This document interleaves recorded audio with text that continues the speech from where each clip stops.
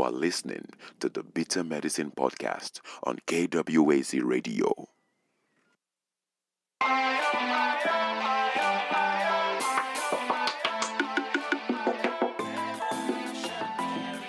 Welcome to the Bitter Medicine Podcast, where it's all about Black empowerment. Our show focuses on Black news and entertainment, arts, science, economics, history, people, and strategies that uplift, empower, and motivate Africans within the diaspora. And now, your host, whose favorite color is black, Goku.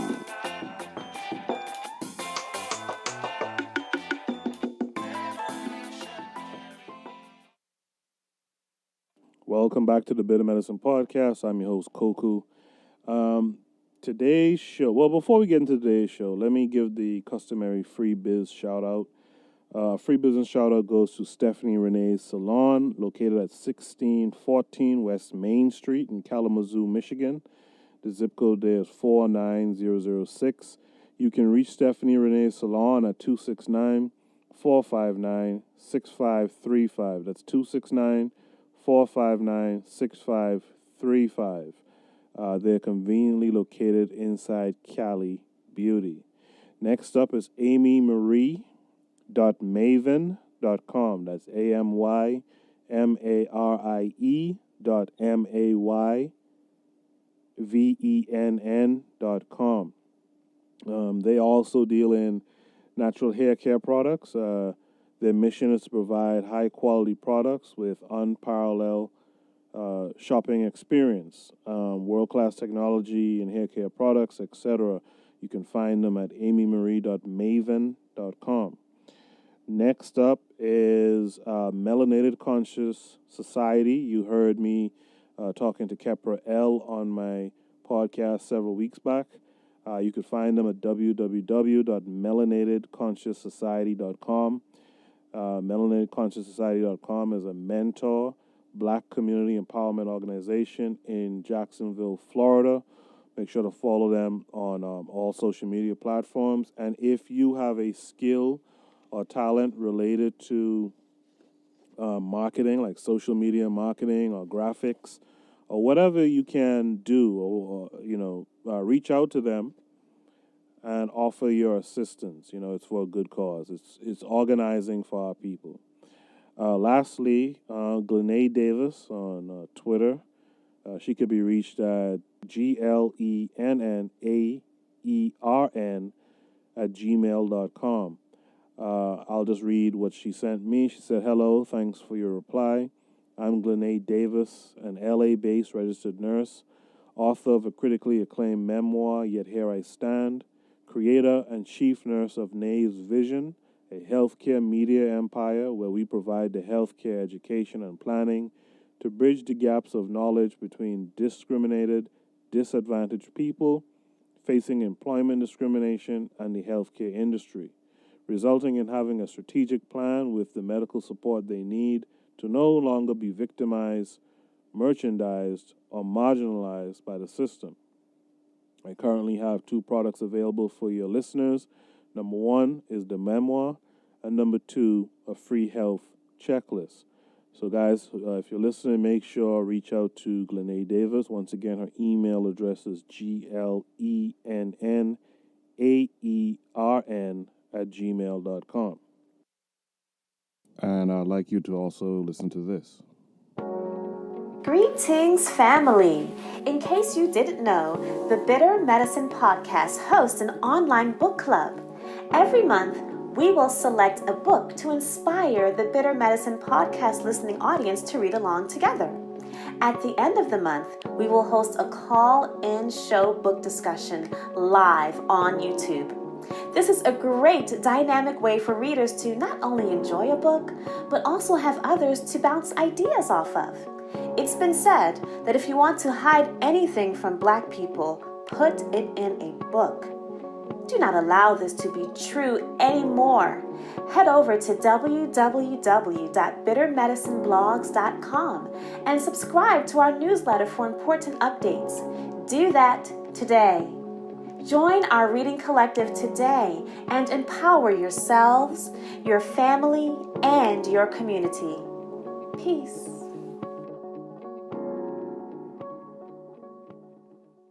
And I'd like you to also listen to this.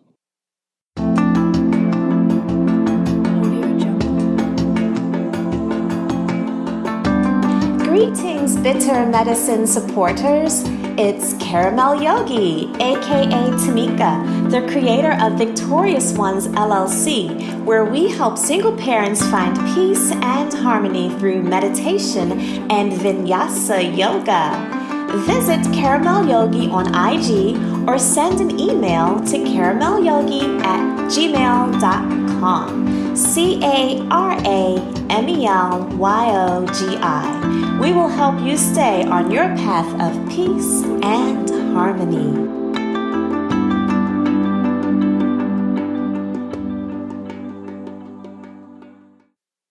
Welcome back to the Bitter Medicine Podcast. On today's show, we're doing the book review for the November reading for the Bitter Medicine Book Club. We read during the month of November the book called Black Power, The Politics of Liberation, co-written by Kwame Ture, formerly known as Stokely Carmichael, and Charles V. Hamilton. For those of you who aren't aware, Kwame Ture, as I just said, formerly known as Stokely Carmichael, was born in Trinidad. Therefore, he was Caribbean, much to the chagrin of a lot of the American DOS supporters, I guess. But Stokely Carmichael, Kwame Ture, was born in Trinidad, grew up in the United States, and became a prominent face during the Civil Rights Movement, and also became one of the ambassadors of the global Pan-African movement. He attended Howard University and did a lot of his works in America, and if I'm not mistaken, I think he later died in Africa. He co-wrote this book with Mr. Charles V. Hamilton. Not a lot is written about Charles Hamilton, except to say that he's a political scientist, civil rights leader, and the W.S. Sayer Professor Emeritus of Government and Political Science at Columbia University. Together they wrote this book, and I think it's a good piece of history, but it's also there's also a lesson to be learned for the present day, for the Black or the Africans in America right now. There's a lesson to be learned from this book. Joining me today, as always, when I do book reviews, is the curator of the Bitter Medicine Book Club. His name is Karl Hezekiah. Karl, welcome to the show again. Thanks for having me. Not a problem, man. Not a problem. So, Karl, you chose this book, Black Power, The Politics of Liberation. Before we get into some details about the book, can you just share with the listeners, what made you gravitate towards this work? Okay. Well, we've been hearing a lot recently about Black people not voting, refusing to vote. Voting is a waste of time. And I think that we don't really understand that just voting by itself is not politics. So this book here kind of gives a blueprint to how, through using politics, including the vote, you can sustain Black power. This was, as he says in the beginning of the book, this is an attempt to reform the system. He doesn't want to have a revolution as of yet, but his goal was to, as he says in the beginning, this book presents a political framework and ideology which represents the last reasonable opportunity for the society to work out its racial problems short of prolonged destructive guerrilla warfare. But he wants this set, so he made this book as a way he felt would be the last ditch effort to prevent this. Yeah, and about 25 years after they co-wrote this book, they did an afterword. Yeah. And they discussed some of the pitfalls of the book at the time, right? Mm-hmm. We'll talk about that later. But one of the things he talks about in the afterword is how people criticized the book at the time for not being about revolution and only being about reform. But like you said, he was trying to prevent, I guess, blood and guts revolution. Right. Mm-hmm. So that first chapter is called White Power, the colonial situation. Well, what did these authors say about white power, and why did they call it the colonial situation? Because what Touré is saying is that Africans in America are colonized. And he says on page 5, he says that there is no American dilemma because black people in this country form a colony, and it is not in the interest of the colonial powers to liberate them. Black people are legal citizens of the United States with, for the most part, the same legal rights as other citizens. Yet, they stand as colonial subjects in relation to the white society. So what he's saying is that black people in America are not citizens of the United States, but rather subjects of the American colonial empire. Mm-hmm. So continue, Karl. No, I was going to say that as a colony, we do not basically colonies are used simply for the benefit of the mother country. Right. So within the black community, our only commodity is labor. Mm-hmm. Mm-hmm. Mm-hmm. And we've kind of discussed this a little bit in previous books, haven't we? Yes, we have. We have discussed this in some of our other books as well. He mentions how colonial subjects have their political decisions made for them by the colonial masters, and those decisions are handed down directly through a process of indirect rule. So in some parts of Africa under colonialism, the chiefs would be the representative of the British or the French. And what he says is politically, decisions which affect black lives have always been made by white people, a.k.a. the white power structure. So some dislike this phrase because it tends to ignore or oversimplify the fact that there are many centers of power.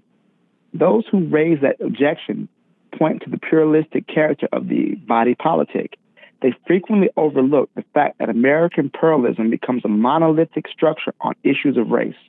When faced with demands from black people, the multi-faction whites unite and present a common front. So this is kind of what we talked about last week. We talked about in Destruction of Black Civilization, the Grand Caucasian Consensus. How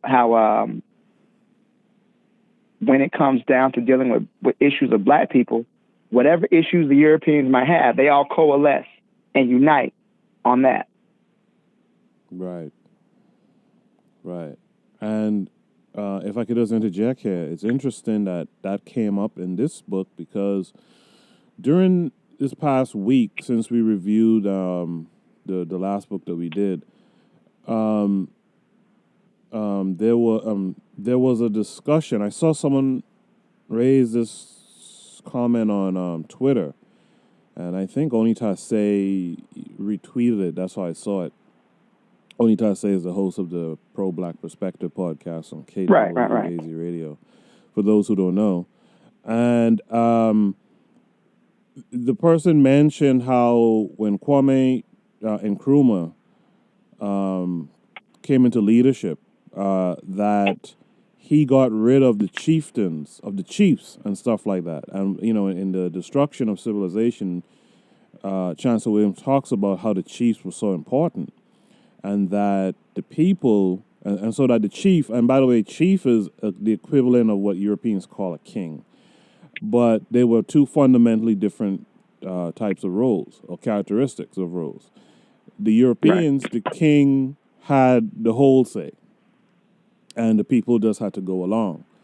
In Africa, with the chiefs were truly the servants of the people. The chief couldn't do anything without the people agreeing to it being done. In fact, Chancellor Williams described something where, like, the chiefs had to have people always in his presence when he conducted any kind of business. And in fact, the people had to give him permission, the chief that is, permission to even speak with other people like Europeans and stuff like that. So it was a total different type of thing. I went Nkrumah, this person on Twitter, I can't remember the name of the person, but they brought up that Nkrumah destroyed that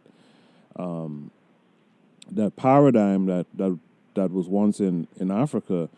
And Kwame Toure and Hamilton, they kind of addressed that issue in the sense that Nkrumah did away with the chiefs because the chiefs became an integral part of indirect rule. And Right. You see what I'm saying? And so sometimes, again, and there's this thing, and I notice it's increasing, it's becoming increasingly clear. There's this thing where a lot of Africans today who are about Black Power, they want to denounce the ones who came before us.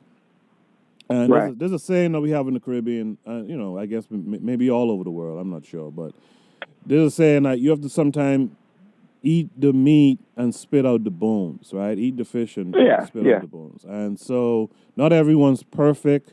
Not everyone's ideology is going to gel with everyone else.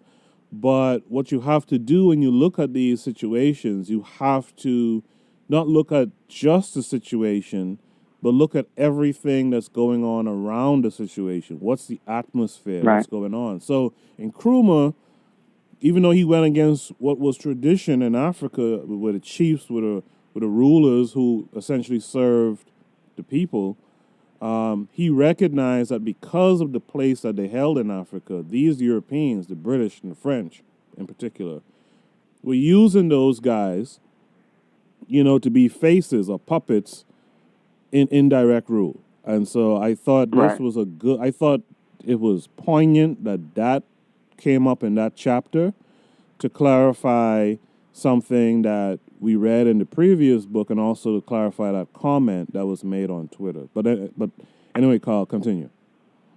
Okay. So going back, talking more so about white power, I like how he mentions racism, and he understands the two forms of racism, be it individual racism and institutional racism. Mm-hmm. And he mentions, he says, on page 4, he says, we can call these individual racism and institutional racism. The first consists of overt acts by individuals, which cause death, injury, or the violent destruction of property. This type can be recorded by television cameras. It can frequently be observed in the process of commission. The less type is less overt, far more subtle, less identifiable in terms of specific individuals committing the acts, but it is no less destructive of human life. Mm-hmm. So he mentions for example, where, and this is around the 60s, this book was written in 1967, the bombing in Birmingham, Alabama of the church that killed the 4 black girls. Mm-hmm. That's an act of individual racism, and which would be widely deplored by most segments of society. But in that same city, 500 black babies die every year because of the lack of proper food, shelter, and medical facilities, and thousands more are destroyed and maimed physically, emotionally, and intellectually because of the conditions of poverty and discrimination in the black community. This is a function of institutional racism. I believe recently they said the number that black women are more likely to die in childbirth. I can't even remember the number, but it's astronomical. It's on the level of underdeveloped nations that black women die in childbirth. Yeah. This is a result of institutional racism.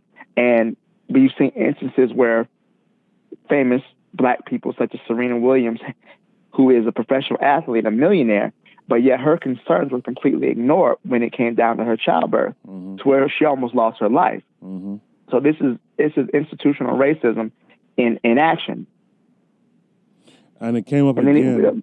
It came up again even more recently with Sean Combs, Puff Daddy's ex, who died.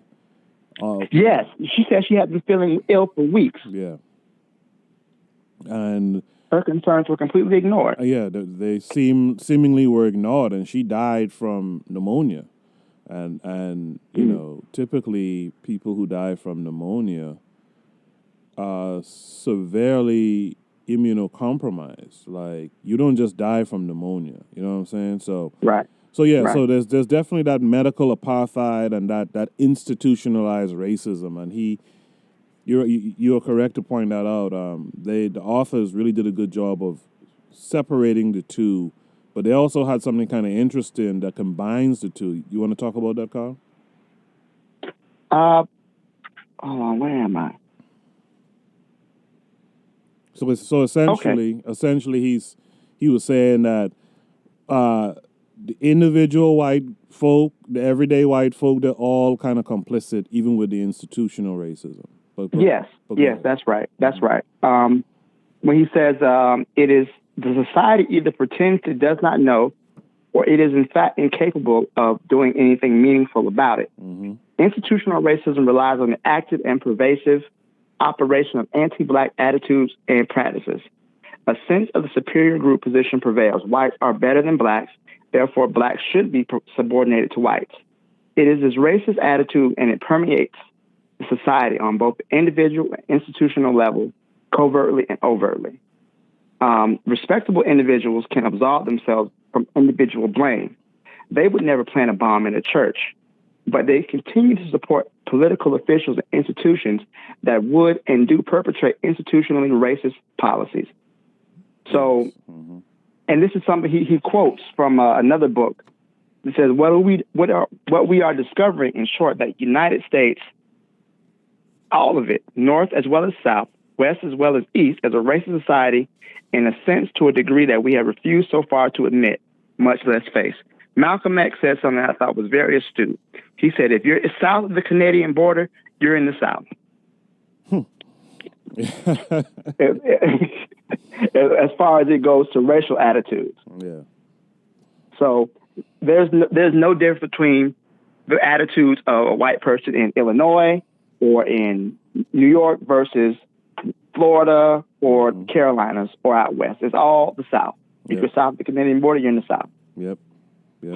And later he kind of highlights something too that I talk about in the show a lot. There is really no liberal or Democrat when it comes to black. No, there's not. You know. Right. But continue. Right.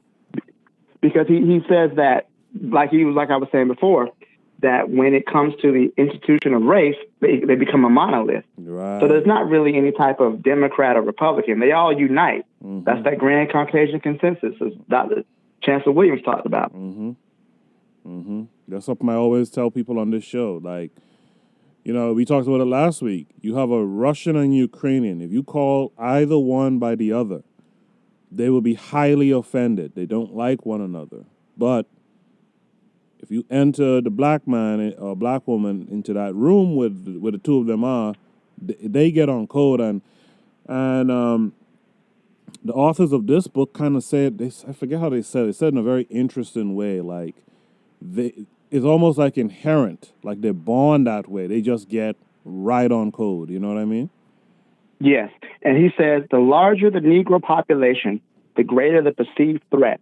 Yes. On page 7 in the eyes of the whites, and thus the greater resistance to broad civil rights laws.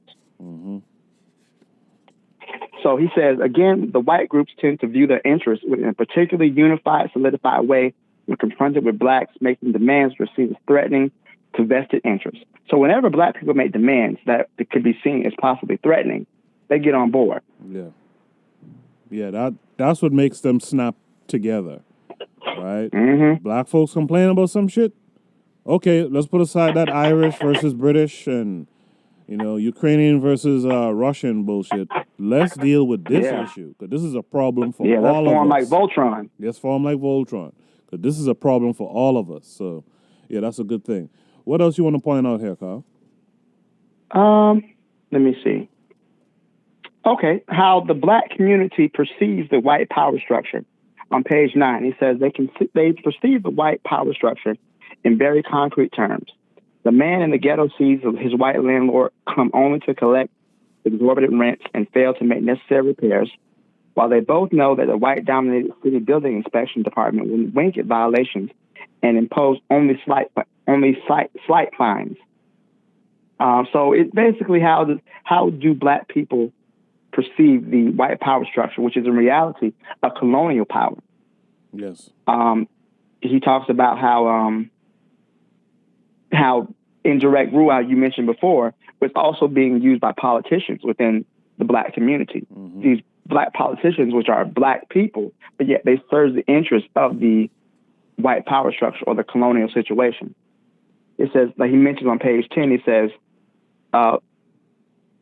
these black politicians do not exercise effective power. They cannot be relied upon to make forceful demands in behalf of their black constituents, and they become no more than puppets. They put loyalty to a political party before loyalty to their constituents and thus nullify any bargaining power the black community might develop. Colonial politics causes the subject to muffle his voice while participating in the councils of the white power structure. The black man forfeits his opportunity to speak forcefully and clearly for his race. He justifies this in terms of expediency. So this is what he's talking about as far as indirect rule. Mm-hmm. The black politician who has no loyalty to the very black people who put him in his position. And we see that very often in society. And later in the book, there's a part where it seems like they're stating that at one time, black folks used to be able to recognize this. And to me, I don't know about you, but to me today, it seems like a lot of black folks aren't able to recognize these people who are propped up who are propped up and rest their laurels on the white power base, right? And right. That's a shame. That's a shame that we've kind of regressed in that way. But Karl, continue. Well, I think that falls back to, again, we talked about in the psychopathic racial personality. That is the effects of really a menticide. And also, I'm going to skip ahead a little bit here because he said something that Charles Hamilton said in the afterward. He says on page 211, we are in an era of tremendous influence through the pop culture medium, where many become politicized not through long, hard study and organizing, but through the passionate portrayal of our struggle through television documentaries, emotional speeches, movies, television, and radio talk shows. For many younger people, this is understandable, but not particularly efficacious. It complicates the politicization process. It is quick, intense, theatrical, and sincere, but not very likely to be deep and sustaining. It is the recent and the instant that grabs, whether a brutal police attack or a specific racist event. So he's saying that there's no long, sustained study and understanding of the events. They're reacting. It's a reactionary. Right. So that's probably what we're seeing, more or less so of a study, but more of a reaction. You know, there need to be more book clubs. There need to be more study groups or think tanks. Exactly. They need to be exercised instead of seeing somebody get shot on TV or on camera. I'm mad, and you get mad, and there's nothing following up with that. Right. Yeah, that's an excellent point. So in that chapter, that first chapter talking about white power, just to pick up on what you were talking about prior to that last point, they talk about the Negro Establishment. And when you check out what a Negro Establishment really is, it's just really black folks residing in a white power base, right? And these black folks are handpicked, right? Showpieces up front. And these black leaders are then only as powerful as their white kingmakers will permit them to be. This is no less true of the North than the South. And, that made me think of Obama. And I know Obama is much maligned and has been attacked a lot. And I know there's a lot of people who take up for him. And I'm sure there's some people exiting this episode right now because... Right now, just like Obama is a sacred cow now. Yeah, Obama is up there with, white Jesus almost. So, but you guys who are listening, who have remained, you got to really be critical. The idea is to be critical. And the idea is not to be... is not trying to break down people, or what have you. And believe me, I have issues with that. Sometimes people go after certain civil rights leaders, and I have my issues with the civil rights movement and stuff like that. But I always say you could take the good and throw away the bad, right? That person is a Right. whole person. They're going to be flawed, but you can look at their overall works or look at the period of time that was most appropriate to the black struggle or what have you. So with Obama, to me, it's the same. I supported him, but at the end, and I was that person who was making all kind of excuses in his first term. I said, don't worry, man. We all were. In his second term, he's going to do what he's supposed to do. And he never did. And so he is open, whether he did or didn't do it, he's still open for critique. And this little passage here reminded me of Obama in that you got to remember a lot of these black leaders are just chosen people from the white establishment, and they're not going to deviate much from whiteness anyway. All right? Karl, what else you want to point out here? Understand that I don't see, as far as when it comes to foreign policy, I don't see any difference between Obama and any other president. And in fact, I think Obama is indiscriminate bombings in the Middle East helped lay the foundation to what Trump is currently doing. Yes. But this is something he says on page 22. This is not to say that every single white American consciously oppresses black people. He does not need to. Institutional racism has been maintained deliberately by the power structure and through indifference, inertia, and lack of courage on the part of white masses as well as petty officials. Whenever black demands for change become loud and strong, indifference is replaced by active opposition based on fear and self-interest. Break that down, Karl. All right. So what I mean is that every white person isn't racist, but they all benefit and they help sustain the system of racism. And that when black people make enough noise, their indifference then becomes hostility. Yes. Once enough black people get tired of it. You can see this, for example, with so many of these, I call them lynchings because that's what they are, but these police brutality cases, unarmed black people getting shot by the police, they're just lynching. A lynching is a legalized murder done in broad daylight. So how did society respond? They came up with their own slogan, Blue Lives Matter, All Lives Matter. So once the noise and once the demands for change became too loud, at that point, well, you know what? All of our lives matter. Well, the police are a protected class. You could attack a police officer because they're wearing blue. That's a form of racism. Mm-hmm. All of this now. How can a profession be a race? It's nonsense. But this is what you're seeing. Mm-hmm. So he says, in the face of such realities, it becomes ludicrous to condemn black people for not showing more initiative. Black people are not in a depressed condition because of some defect in their character.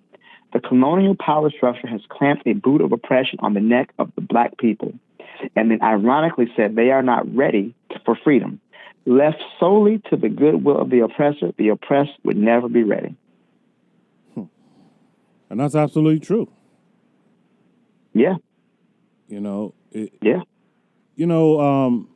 just interject something here. Like, I've been around white folks, right, in places of employment where, white folks are saying to me, I hear people talking about white privilege, but I'm not privileged. I grew up very poor and this, that, all that white splaining type shit. And right. The thing is, that's oppression in itself. To come and tell me that, hey, I'm not a bad white person because I grew up poor, is in of itself an oppression in the form of denying my claims or my people's claims. Look, white folks, if you grew up poor, that doesn't mean you weren't privileged. If you grew up poor, privilege has nothing to do with if you're poor or not. You know what I'm saying? Privilege has to do with the power base that your people perpetuate, that it has to do with the oppression that they place on non-whites, and you benefit from it. You know what I'm saying? You never Right. you never stand up and say anything to the powers that be in white society to change it, or that we're going to go a different direction. So you are a part of the problem. And by telling me that you grew up poor is really an insult to my intelligence. In fact, to use Malcolm X's words, is really an insult to your own intelligence, because you don't have the sense to realize that I know better. You know what I mean? So I found Right. this I found this section interesting in my reflections when I think about how white folks, you know, the average ordinary white folk tends to try to play that game on you, that they grow up in some oppression or something like that, and it's nonsense. And this section is a preview to something later on he talks about, these authors talk about along the same lines of you know, trying to deny what black folks are saying and have been saying by trying to offer up some type of equivalent that is not an equivalent. In fact, what they talk about later on, I'll just say it now, is they talk about the idea that even liberal whites who come around pretending to be friends of black folks can never see things from black people's perspective because fundamentally they're white. Your experience and your experience within the oppressed and oppressor paradigm is totally different. So you can never speak for me. You can never even claim to even understand me or see where I'm coming from, because your relationship in that paradigm is completely different than mine. Karl, is there anything else you'd like to add from this first chapter? I think we've really covered it. Let me see.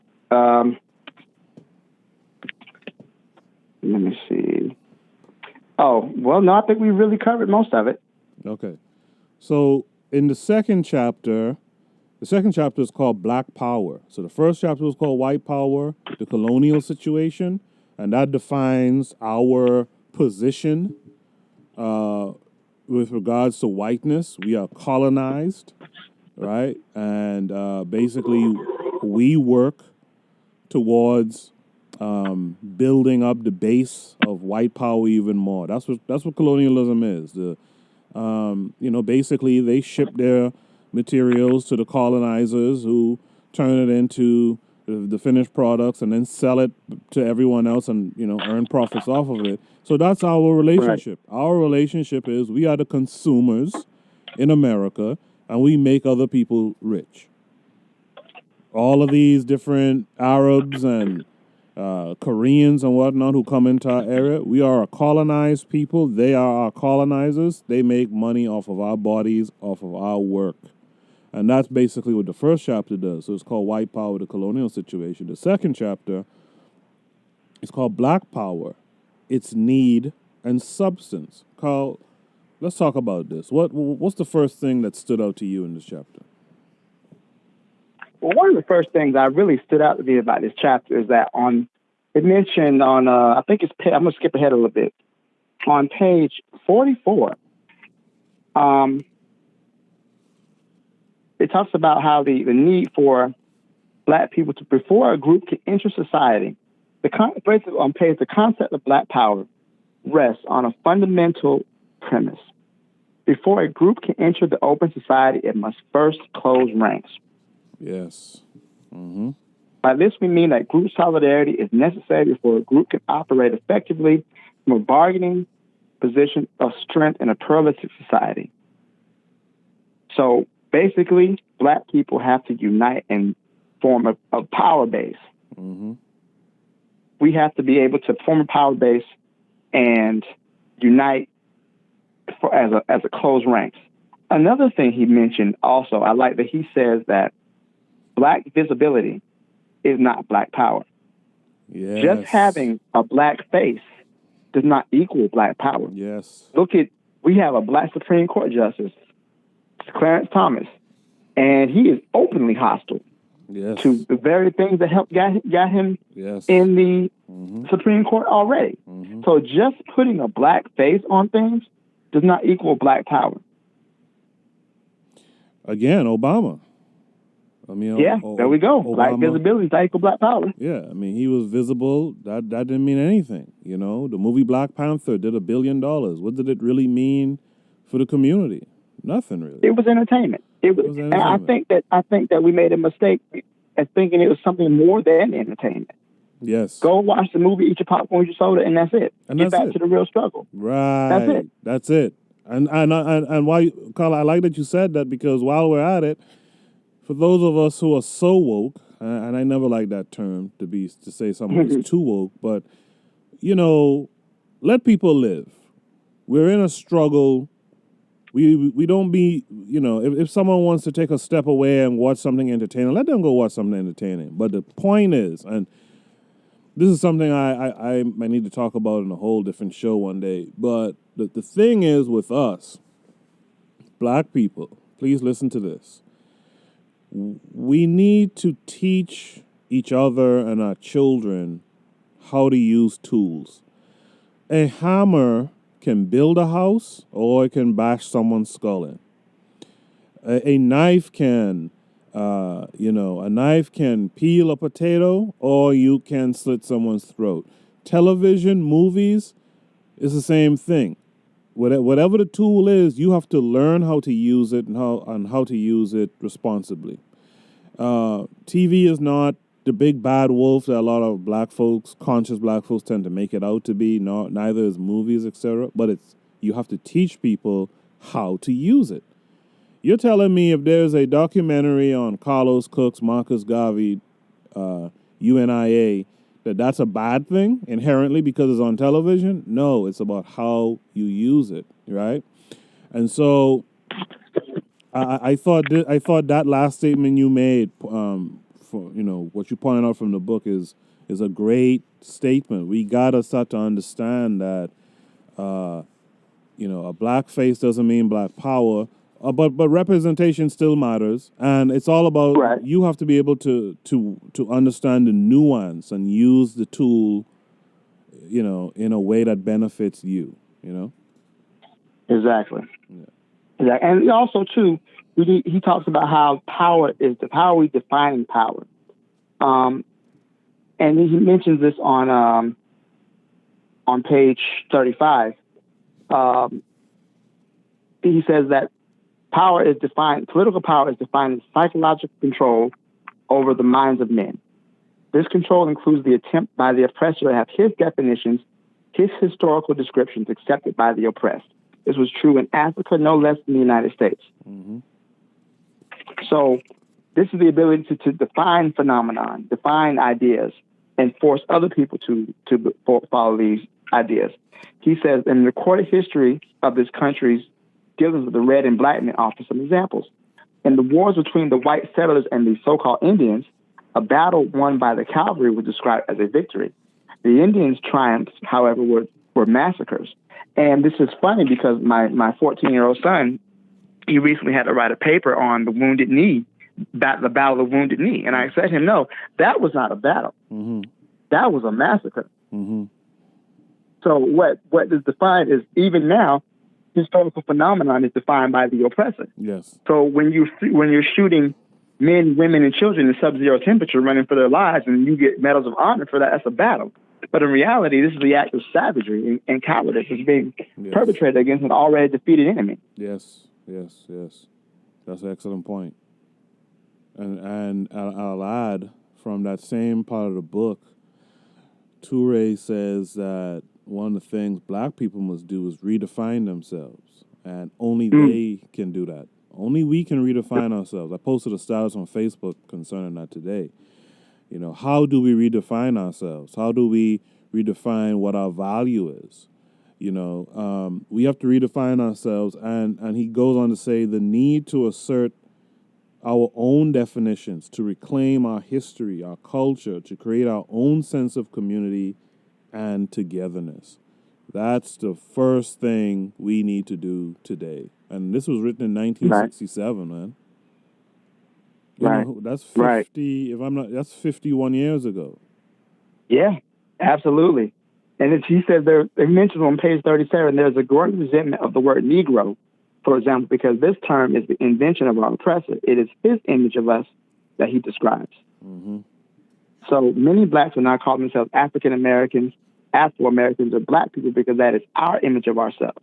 This is when we begin to define our image, the stereotypes, that is, lies that our oppressor has developed will begin in the white community and end there. So once we define ourselves, we no longer internalize the white supremacist, white pathological ideas. They're going to keep their ideas where they belong, in their mind. Mm-hmm. And so that goes to you Negroes who like to call each other a nigger. I don't use the quote unquote N-word term. I say the word that you guys call each other. You guys are calling yourself something that a white guy defined for you. So you're still lost. So when you see so-called conscious dude using the N-word, the Zoe Williams, the Tariq Nasheeds, the Umars, and this, that, and the other, you are just as lost as the people who you claim to be, reaching out to, right? This is why I can't believe in none of these folks, because just the fact that you use that word tells me all I need to know about you. You're just a puppet for white thought. You see what I'm saying? In fact, on page 39, the authors mention that one of the things that black folks need to do, in fact, I'll just read it straight. It says, to rid the world of niggers is the black man's burden. Human reconstruction is the grand objective. So if you wanna get rid of certain personalities in black society, that's our burden. You can't look to anyone else to change that. And if your conscious leaders are still perpetuating that nonsense, you have to get rid of them. You have to cancel those people because they are perpetuating what white people think of us. And somewhere here, Toure mentions that the truth of the matter is black folks have begun to believe what white folks have been telling them. Yes, that is very true. And he says that, he mentions on page 38 that, I'm sorry, not 39. He says that if black people are to know themselves as a vibrant, valiant people, they must know their roots. They are becoming aware that they have a history which predates the forced introduction into this country. African American history means a long history beginning on the continent of Africa. It is absolutely essential that black people know this history. They know their roots, that they develop an awareness of their cultural heritage. So that's something that in order to have black power, you have to understand the history of black people, not just within the confines of this continent. Our history did not, I think it was Dr. John Henry Clark who said, if you start your history of slavery, everything else seems like an improvement. Yeah, absolutely. This is why they always talk about slavery. This is why white folks and white media and Black History Month, all this shit talks about slavery all the time. Because to you, the general you feel like, well, at least we ain't slaves. We're doing good. So everything seems like an improvement. This is why Obama and the likes can come and tell you that change is slow. Change is not slow for white folks. Change happens exactly when they want it to happen. But for you, people pacify you, meaning us black folks, with change is slow. And remember what it used to be. Okay, just because it was bad in slavery and Jim Crow doesn't mean that I must take something that's only like a 5% improvement and think that it's the greatest thing on earth. No, it isn't. It's still bad. Sorry, Karl, you continue. No, that's fine. No. Let me see where I'm at here in my notes.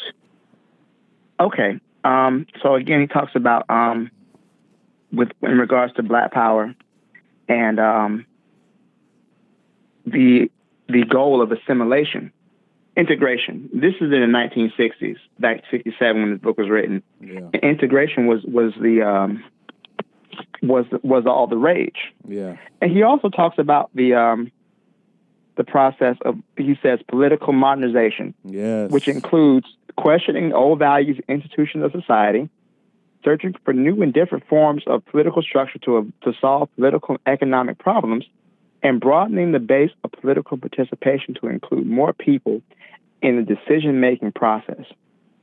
So he mentions how the values of our society support a racist system, and we find it incongruous to ask Black people to adopt and support most of these values.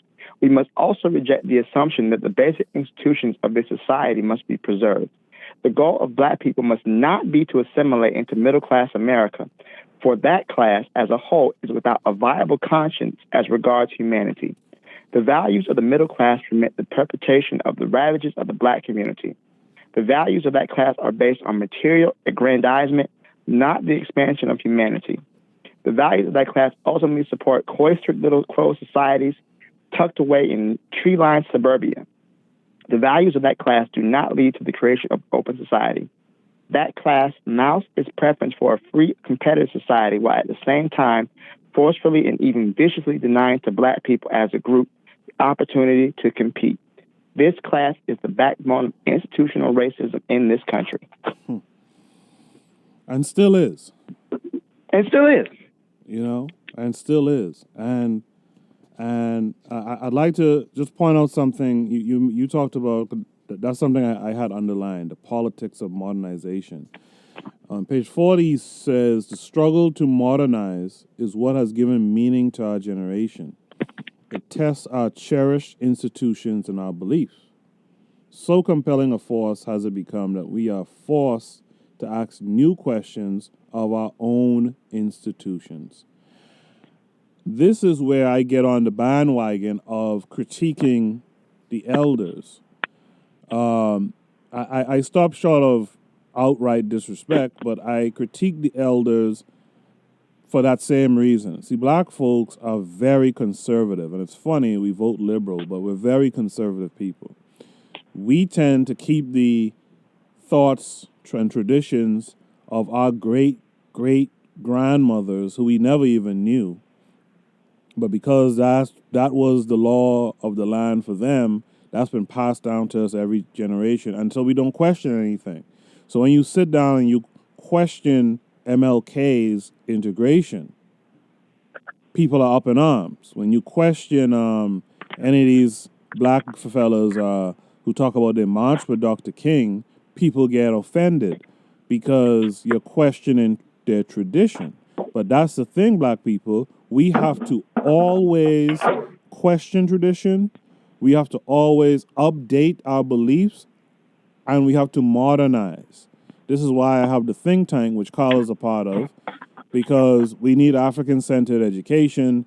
And yes, we've had elders who have postulated curricula for the Black child. However, when people bring up these elders, you're talking about people from 100 to over 100 years ago.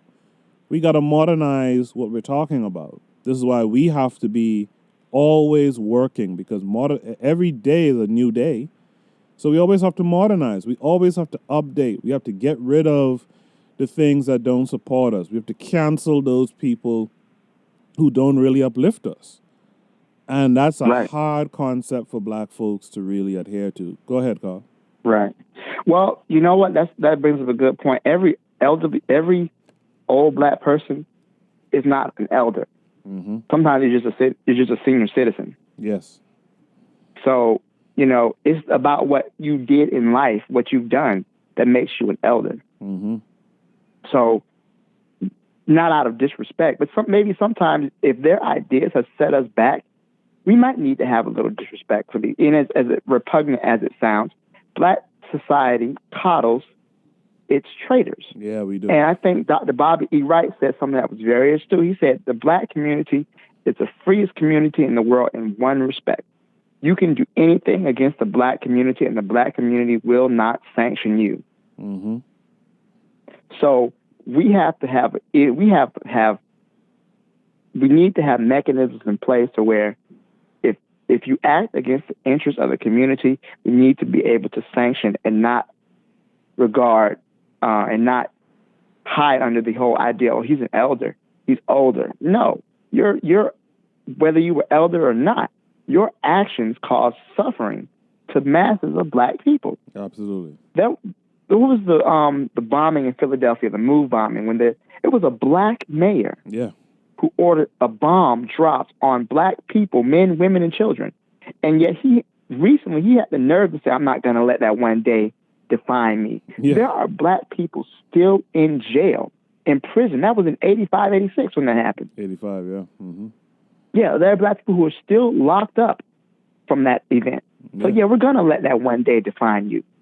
And you shouldn't feel safe coming around black people after having committed such an atrocity. Mm-hmm.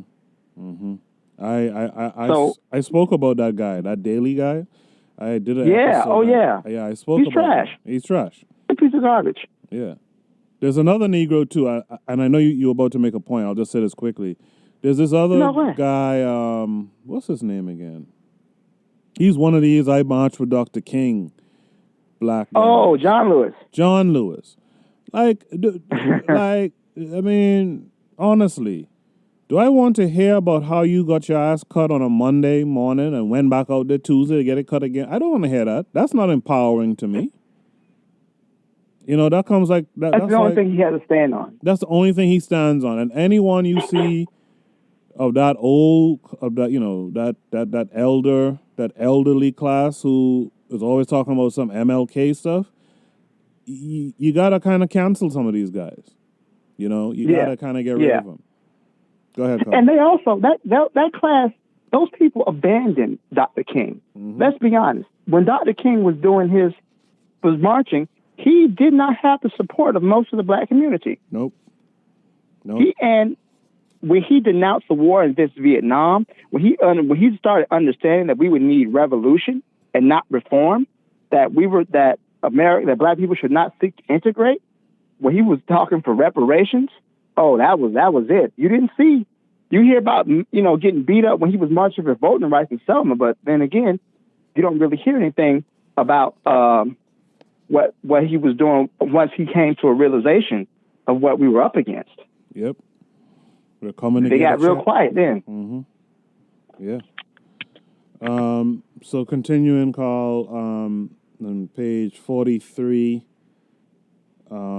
there's something that the authors say that I think is very true and very true now. More and more people must become politically sensitive and active.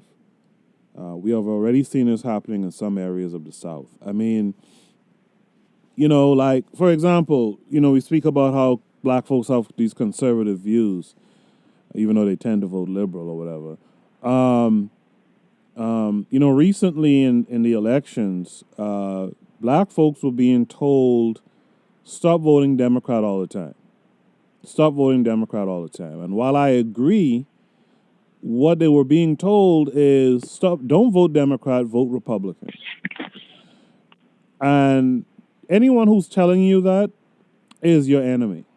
First to begin with, there's a nuance to voting, and this book right here talks about the nuance. We're going to get to it in a later chapter. But there's a nuance to voting, people. You vote for your interests, your collective interests, not individual interests, but your collective interests. And so anyone telling you wholesale vote Democrat or wholesale vote Republican is not a friend to you at all. And in fact, to be honest, and we'll touch on this a little bit later, but the whole voting thing is a very tricky thing too. The reality of voting is that voting is really for white folks. I'm going to say it here. Karl may disagree, but I'm going to tell you guys, voting is really for white folks. The reason why the black vote is suppressed so much is because the black vote is like a swing vote in a sense. In other words, because you have the ability to vote, you may vote for the person that they don't want to win, right? So you may swing a vote to someone who the powers that be never intended to have power. And so that's their fear with your voting. But at the end of the day, the voting stuff is really for white society and the white power paradigm. It's really not for you. You're just receiving, at best, the crumbs, the runoff water, the trickle down from anything that they do in white society, in this society, which is really a white society. And so you have to understand that about voting. If you're going to vote, you don't vote just for one party. You vote for people who will see about your interests. Now, in the next chapter, I believe, Karl, they talk about this thing about, working with people. They talk about coalitions, and they talk about who you can be in a coalition with, and they say something very interesting. They say that, I forget how they put it now, but it's something along the lines of like, you can't be in a coalition with people who have when you have nothing, or something along those lines. It has to be more strategic than that. Exactly. He says, like he says before, you have to close ranks. Yeah. It says that on page 46, it says it means the creation of power bases of strength from which Black people can press to change local or nationwide patterns of oppression instead of from weakness. So instead of begging, you're going to force them to do it. Yes.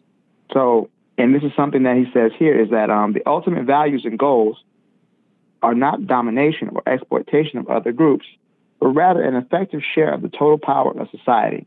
This is something that on page 47, he talks about how those who advocate for Black power are racist. And we often see many people comparing the Black Panther Party with the Ku Klux Klan, which is absurd. And he says on page 47, this is an absurd and deliberate lie. There is no analogy by any stretch of definition or imagination between the advocates of Black power and white racists. Racism is not merely exclusion on the basis of race, but exclusion for the purpose of subjugating or maintaining subjugation. The goal of the racists is to keep Black people on the bottom arbitrarily and dictatorially, as they have done in this country for over 300 years. The goal of Black self-determination and Black self-identity is full participation in the decision-making processes affecting the lives of Black people and the recognition of the virtues in themselves as Black people. The Black people of this country have not lynched whites, bombed their churches, murdered their children, and manipulated laws, institutions to maintain oppression. White racists have. Congressional laws, one after another, have not been necessary to stop Black people from oppressing others and denying others the full enjoyment of their rights. White racists have made such laws necessary. The goal of Black power is positive and functional to a free and viable society. No white racist can make this claim. Absolutely. And just to add to that, back on page 43, which kind of sets what Karl just read up, he says that at the top of 43, he says, if this means the creation of parallel community institutions, then that must be the solution. And that's what we have to seriously consider. We have to consider that if we want power, we have to create institutions that will bring forth power. We have to understand that the status quo as it is, the two-party system in the U.S., for example, is not about your interests at all as a Black person, as a Black community. So you have to create something parallel to what they have that's all about gaining or achieving the interests of the group. And this is why a book like this is so important, because again, these are thoughts from 1967. You have to figure they were writing this in 63 to 67, This is how long ago this is over 50 years, people. And we still haven't done anything. In fact, later on, in 1992, when they did the afterword, in the republishing of this book, they kind of talk about none of what's talked about in this book has been implemented. And from 92 to now, I don't think much of it has been implemented still. Right. And that's a shame. I agree. That's a shame.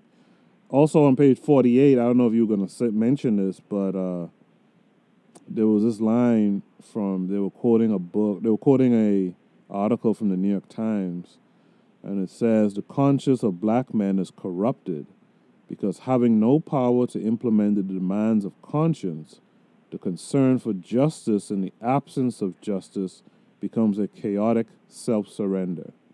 Powerlessness breeds a race of beggars. We are faced with a situation where powerless conscience meets conscienceless power, threatening the very foundation of our nation. I can tell that was written by Toure, because that's how he talks. He talks in those reverse-isms. So that part where he says powerlessness breeds a race of beggars. We are faced with a situation where powerless conscience meets conscienceless power, threatening the very foundations of our nation. And that's where we are. That's where we're at today, yeah. That's where we are. That's right. You know, we come across as a race of beggars, begging white folks to have a change of heart and help pull us up. That's nonsense. That's nonsense. And Which by is the why way, we need black power. Which is why we need black power. And by the way, you can be a beggar without actually begging. You know, you can beg through thought, word, deed, and omission. Right? You can beg in different ways. And right now, what we do as a people, I talk about this all the time, Karl. We sit back and we let other folks do the work. And we hope that they'll be fair in sharing their knowledge with us. That's not how that works. If I go to college for 4 years and I get a degree in biology, my job is not to come back and give you for free everything that I studied in my journey. You know what I'm saying? That's just not how it works. You have to be active or proactive yourself. You know, a white guy goes to college and gets a degree in biology. You expect him to come back and give you that for free? And to tell you all about all the, tell you all the methodologies of how to conduct your life in a scientific way? They're not going to do that. And I don't blame them.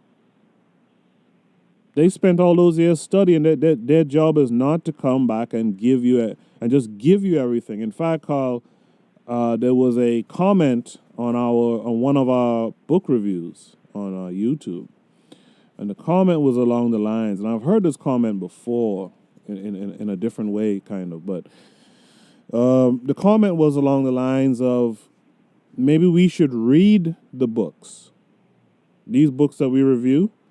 Maybe we should do whole shows reading the book so that the people can hear what the book is about. If not reading it or getting the audio version and playing it or whatever. And I kind of get what the listener and the commenter was saying in a sense, but there's a part of it that just feels to me like we are being given a job to get a book, read it, so that it's easier for you who's listening to consume the book. So, like, in other words, you don't have to do much work at all, right? Let Karl, let Koku buy these books, sit down and spend hours to read them, record it, and so now you could just press play. You know, that's a dangerous, and again, I'm not sure that's what the writer, the commenter was saying necessarily, but that did come to mind, especially when reading this book, that a lot of us are just reacting. We're just waiting for them to give it to us. The reality of it is, people, we have to be go-getters. We have to take care of business. We have to get it done ourselves. Okay? Karl, continue. I agree. Yeah. I agree. Also, one more thing I want to touch in my notes. On page 49, he mentions, it is a commentary on the fundamentally racist nature of this society, that the concept of group strength for black people must be articulated, not to mention defended. No other group would submit to being led by others. Ugh. Italians do not run the Anti-Defamation League of B'nai B'rith. Irish do not chair the Christopher Columbus societies. Yet when black people call for black-run and all-black organizations, they are immediately classed in a category with the Ku Klux Klan. This is interesting and ironic, but by no means surprising. The society does not expect black people to be able to take care of their business, and there are many who prefer it precisely that way. Absolutely. And he says this, in the end, that we cannot offer any guarantees that black power, if achieved, would be non-racist. If black racism is what the larger society fears, we cannot help them. We can only state what we hope will be the result, given the fact that the present situation is unacceptable and that we have no real alternative but to work for black power. The final truth is that white society is not entitled to reassurances, even if it were possible to offer them. It's not our job to make them feel comfortable. Nope. It's not our job to make them. We need to advocate. Many times, I've been told, you're going to alienate the white people who are on your side. What white people's on our side? Yeah. Which ones? Please point them out. Yeah. Yeah. And also, it's not their job to make us feel comfortable. If you get my drift, Exactly. At the end of the day, we have to seek our own self-determination. Right. That's all it is at the end of the day, and we got to stop waiting for someone to have a change of heart or a change of mind. I mean, it's just ridiculous that we do that. But on that same page, I just want to point out something. I want everyone to hear this too. Closer to the top of page 49, he says, America has asked its Negro citizens to fight for opportunity as individuals, whereas at certain points in our history, what we have needed most has been opportunity for the whole group, not just for selected and approved Negroes. And that's a very powerful point, because I notice with black folks who get educated, especially, they tend to take on that thinking that I could have done it as a black person. I went and got my education, and look at me, but you see, that's the problem. In many respects, you have been kind of allowed to do that. See, I make no mistake I know that in some ways I was kind of allowed to do, and in many ways I was only allowed to do but so much. You see what I'm saying? As an individual, what we are trying to fight for is we got to get together and demand stuff for the whole group. So watching LeBron James, live a nice life, or Oprah Winfrey make it to the, richest people's list or whatever, or Dr. Dre, that's cool and all, and we tend to feel good about that. But that's not where it's at, family. In fact, seeing your pastor, this is a conversation I had with someone recently, seeing your pastor live well with a plane, a Rolls Royce, and all this other stuff, that's also that thing with black folks. We like to see our so-called leaders living well because it makes us feel that we're doing well. But it's nonsense. You have people tithing every week for these pastors to live these exorbitant lives, and you feel good for that. Why? It's about the group. Your whole church should be balling, not the pastor alone. Your whole church needs to be balling, and that's how we need to live. Our whole people, all of us, we need to be seeking out, opportunities for everyone, not just for one or two people. Is there anything else you want to talk about in that chapter, Karl? Two things. One, he talks about nonviolence. Yes.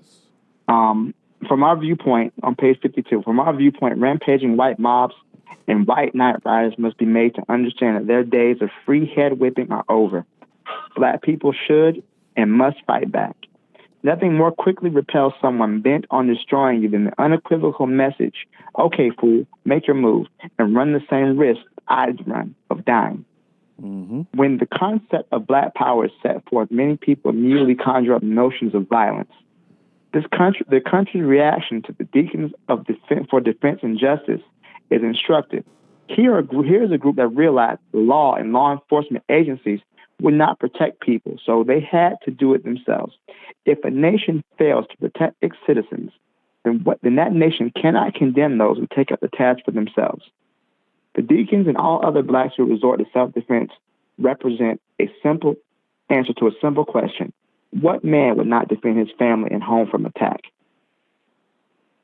So this is something that white people must be made to understand. They must stop messing with black people, or the blacks will fight back. This nonviolent approach, and this is, of course, during the Civil Rights Movement. He's also championing, during the time Gandhi was a proponent of nonviolence.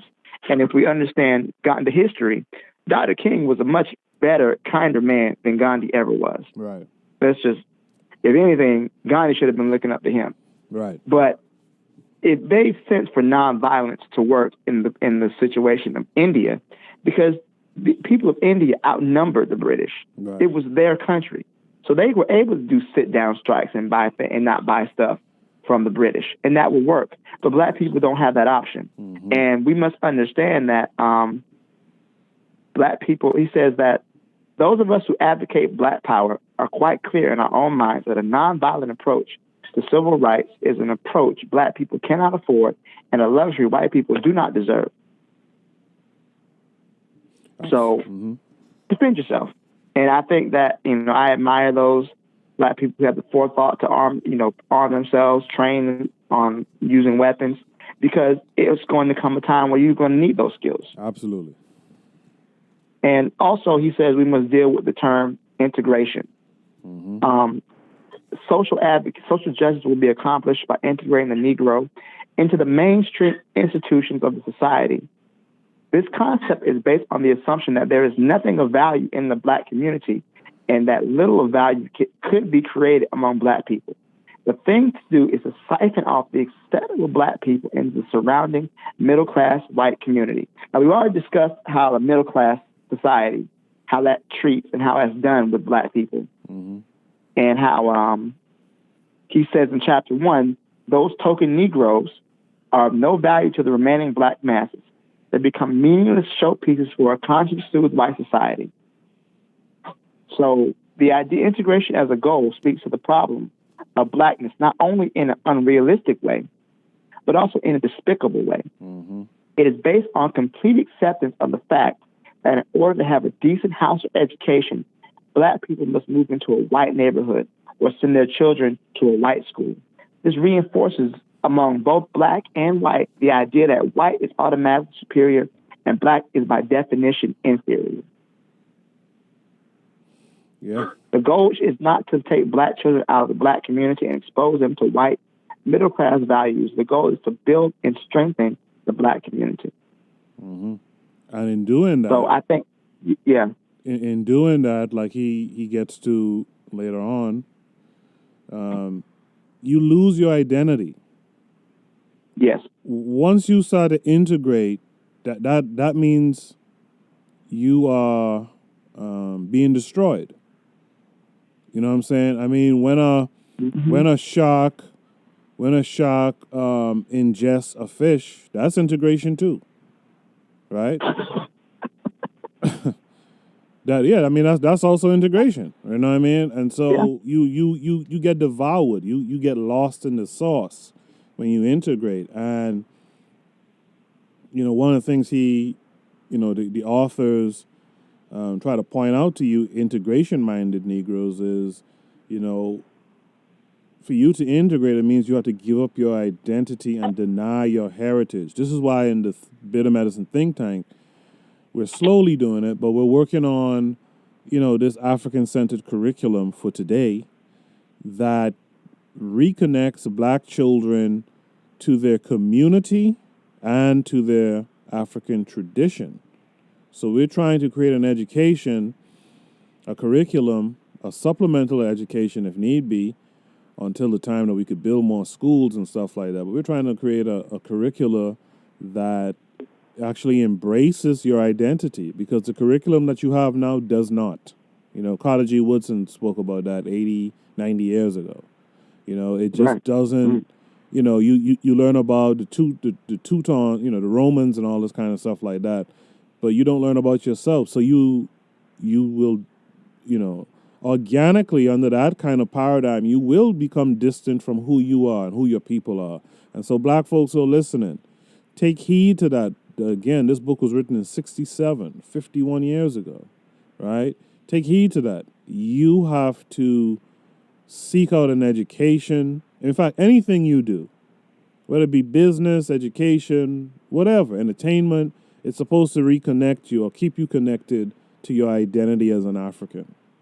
Karl, was that the last point you want to make from the book, from that chapter? That was in that chapter. Yeah, I think we're done. I think we covered most of everything, all of what we need to cover in that chapter. All right, so let's move on to the next chapter, which talks about the myths of coalition. I thought this was a good topic because we hear so much black folks talking about the black and brown coalition, which there isn't.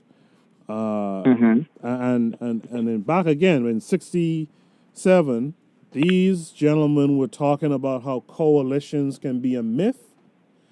And again, we still have black folks today talking about coalitions with, you know, the LGBTQ and white, you know, feminists and all this kind of stuff like that. There is no coalition. But Karl, what stood out to you in this chapter? Well, I'm reminded of something Dr. John Henry Clark said. Black people have no friends. Yeah. And I think that we don't really understand. We want to have friends so badly. Oh, man. And I kind of see it almost as like a situation where you're in a relationship and you're being abused. And you love the person who's abusing you. You don't want them to abuse you, but they abuse you. You figure, hey, if I do enough, we have battered woman syndrome in a way. Absolutely. We do enough, we show how good we are, then eventually they'll stop beating us and they'll love us. But we have no friends.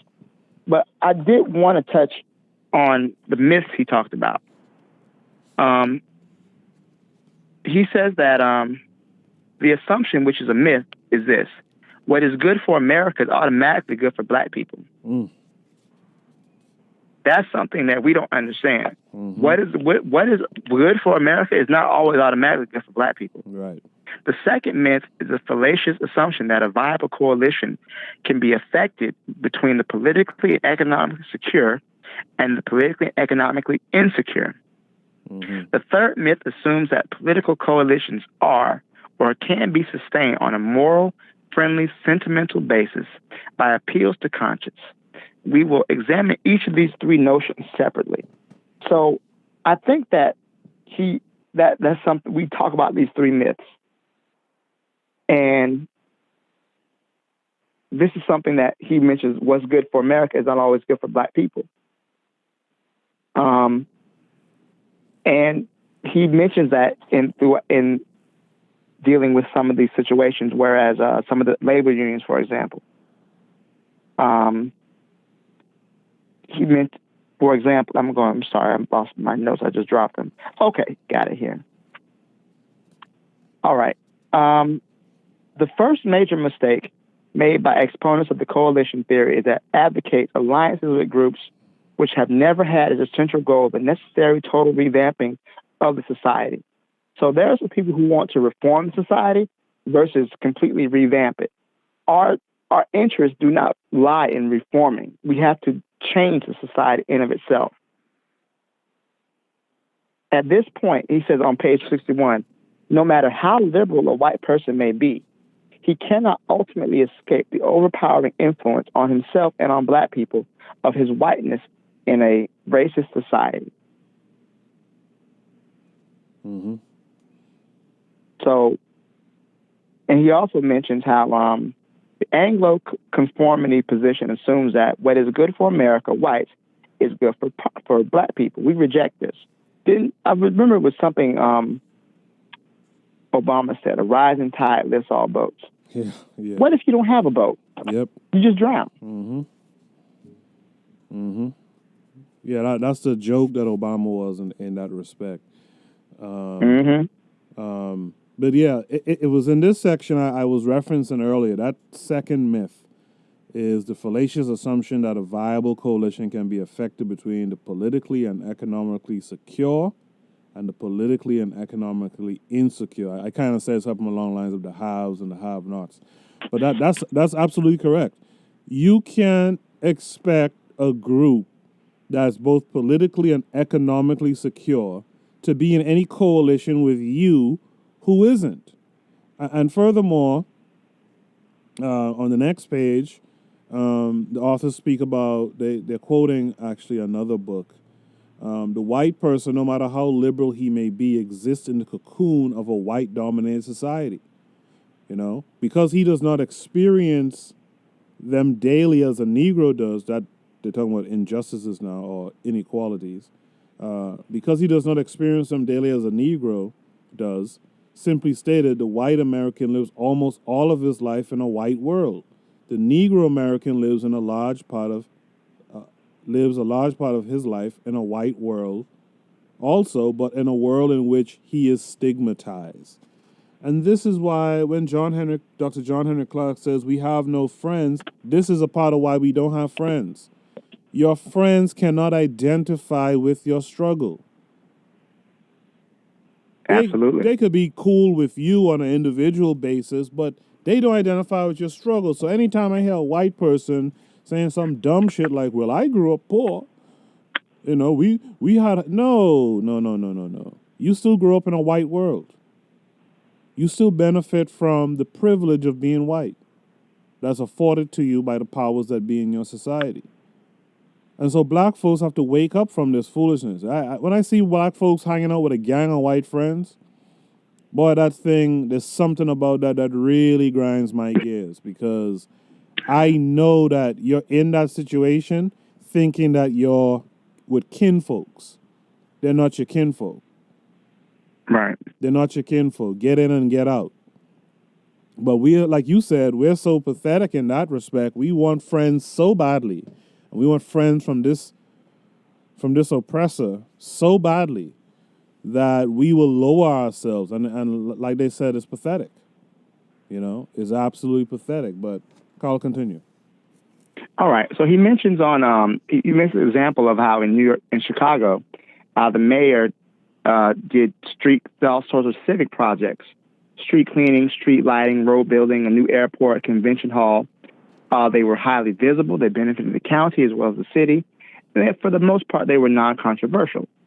But the mayor's program neglected the goals of militant Negroes, demands for the enforcement of the building code, complaints about police efficiency and corruption. These things were all controversial, and perhaps most important, they would have no immediate visible result. Either they would benefit those central city voters whose loyalty could be counted upon, or else threaten to hurt the machine in a vital spot. So as long as the black people of Chicago, and the same can be said of cities throughout the country, remain politically dependent on the democratic machine, their interests will become secondary to that machine. Yep. So that's an example of, even though what was good for the city was not good for black people, because our needs were completely ignored. Mm-hmm. So you have recently, in a recent election, he didn't get elected, but you had a white boy who was kind of pulling the Obama cadence in his speeches. His name was Beto O'Rourke. In Texas. In Texas. Beto O'Rourke, and I think that's his name. And he was saying, and again, black folks fall for this. He was saying all the nice things about, black folks should feel safe in their homes. Because this was in the aftermath of that Botham Jean murder by the Amber Geiger, the white female police officer who went in a black man's apartment and shot him and killed him. And, he was talking about that stuff. And that sounds good. And where was he talking about this, by the way? In a black church, which is what the Democrats do. They come down to your church. I could remember Obama being in a black church and down in the South, and all of a sudden he had a Southern drawl. I don't know if you remember that, but he was speaking with a Southern accent. And it was just like cringeworthy. But if you look at the people in the church, they were just drinking this up, man. He could have peed in a cup, and they would say it was sweet tea. You know what I mean? And this is what we do. We fall for this over and over and over again. These guys, all they know is that for the last 60 or so years, you've been voting Democrat. And they do just enough to secure your allegiance. And again, like I said earlier, the black votes for these two political parties are kind of like swing votes. If they could get enough of you to vote in a district, they could turn a seat from blue to red or red to blue. And that's what they know. They know you're the swing vote. And so, you got to be more savvy, black people. You have to be more savvy in how you deal with power. But before you could even talk about their arena, white folks' arena and voting, you got to close ranks within yourself. All right, Karl, continue.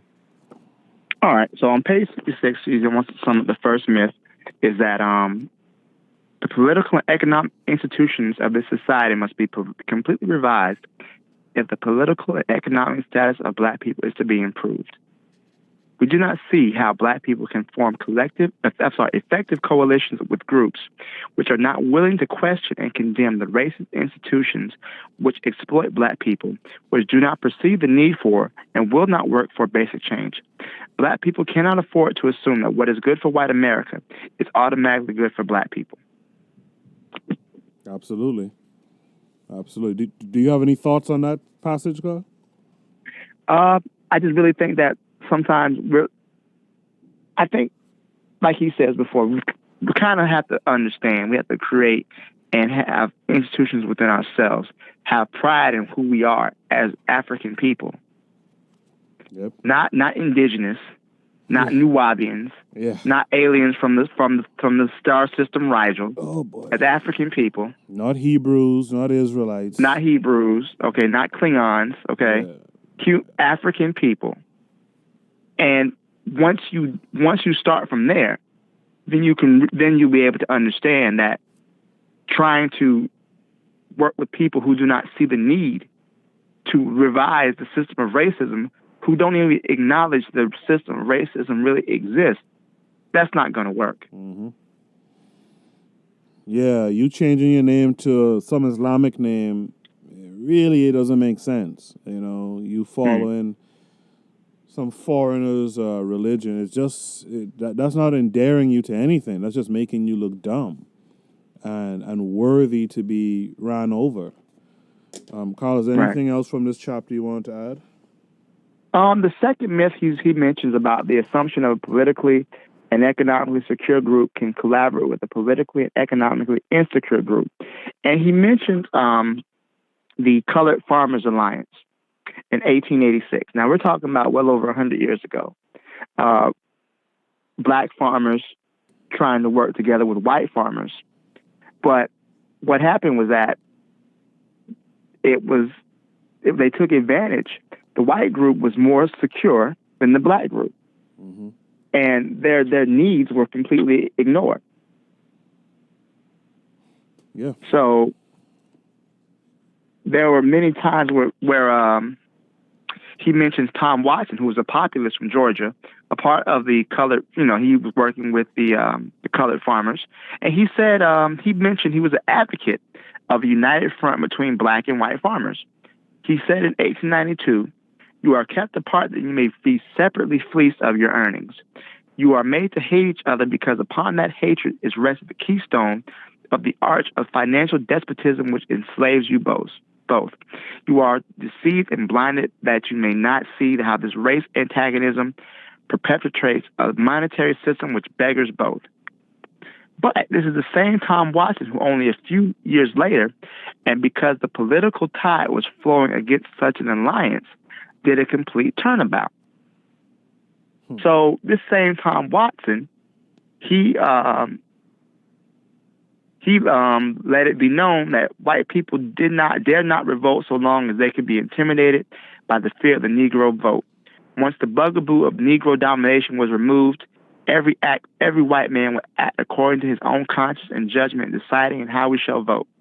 With these words, Watson abandoned his old dream of uniting both races against the enemy and took his first step towards the opposite extreme in racial views.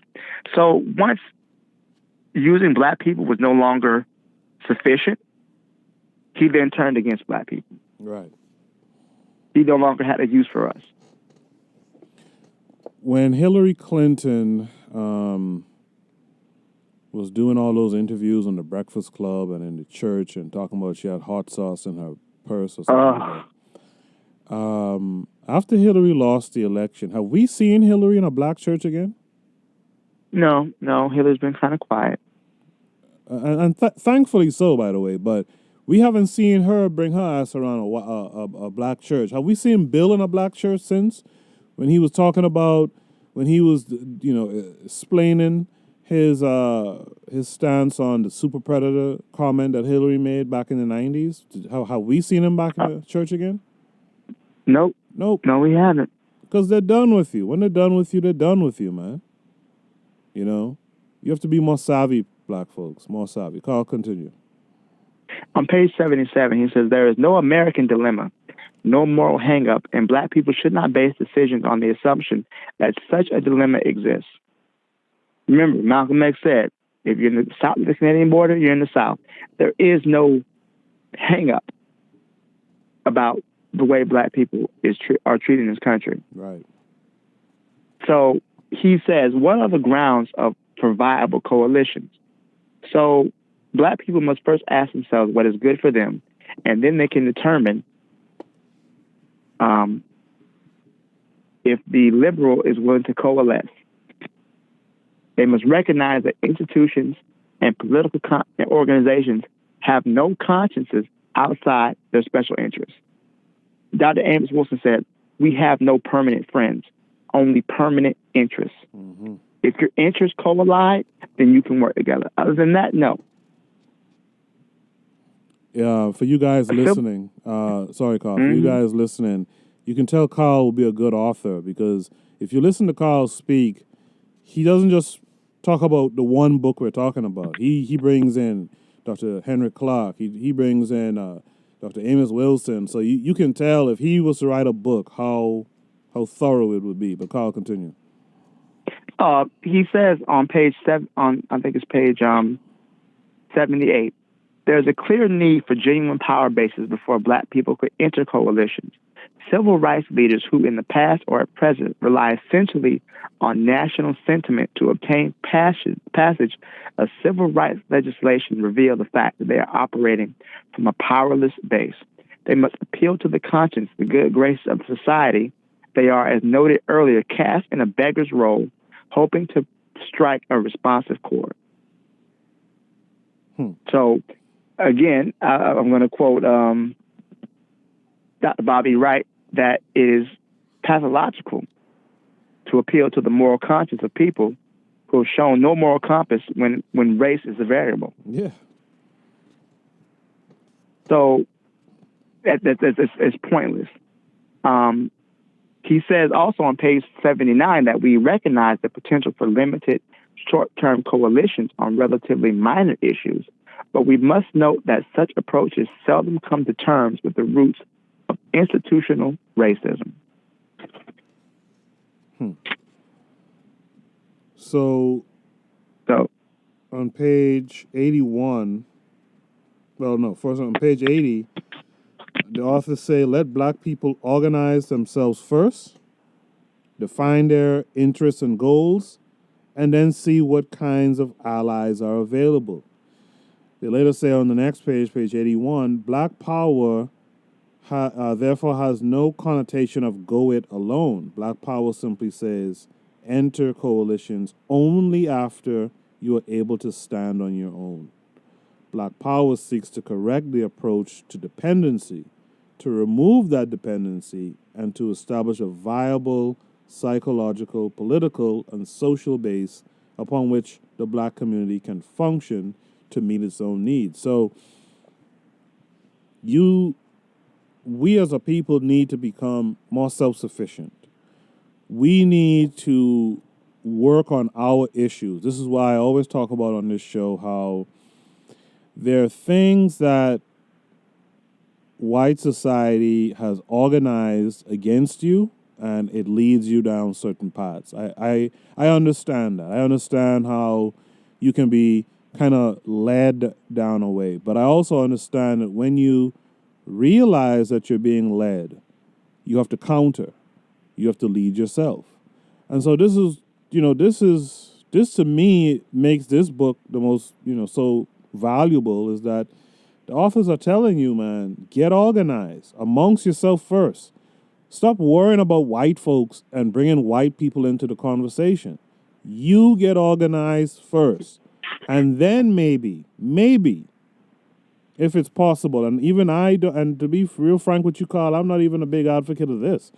But they're saying that after you have organized and you've defined yourself and what you want, then you could look at working with white folks. I say at that point, why do I need to work with white folks personally?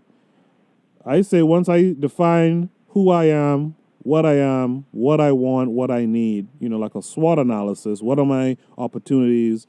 What are my threats? What's my weakness? What's my strengths?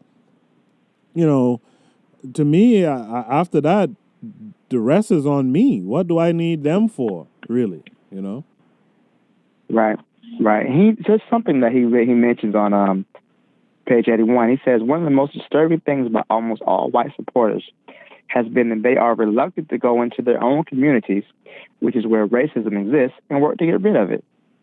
We are not now speaking of whites who have worked to get black people accepted on an individual basis. Of these, there are many. The efforts are undoubtedly well-intended and individually helpful. But too often, these efforts are geared to the same false premise as integration. Too often, the society in which they seek acceptance of a few black people can afford to make the gesture. We are speaking rather of those whites who see the need for basic change and have hooked up with the black liberation movement because it's seen the most promising agent of such change. Yet they often admonish black people to be nonviolent. They should preach nonviolence in the white community. Where possible, they might also educate other white people to the need for black power. The need is great. The range is great, with much depending on the white person's own class background and environment. Across the country, smug white communities show a poverty of awareness, a poverty of humanity, and indeed a poverty of ability to act in a civilized manner towards non-Anglo human beings.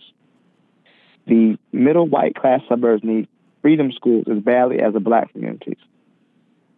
So this is something that you mentioned as far as their need to deal with the issues, that their role is merely supportive. But if you want to address racism, do it amongst where racism lies, which is in the white community, not the black community. When I read that, so actually last week when we did the review of Destruction of Black Civilization, near the end of the episode, you said essentially the same point. You said, if anything, white folks need to go and help white folks be better, or something to that effect. And that's absolutely right. That's absolutely correct. Like, as black people, we don't need white folks coming to talk to us about how we must carry ourselves and how we must view change, and change is slow and all this kind of stuff. Nah, white folks, you want to help? You go in your community and talk to your people and change their thinking.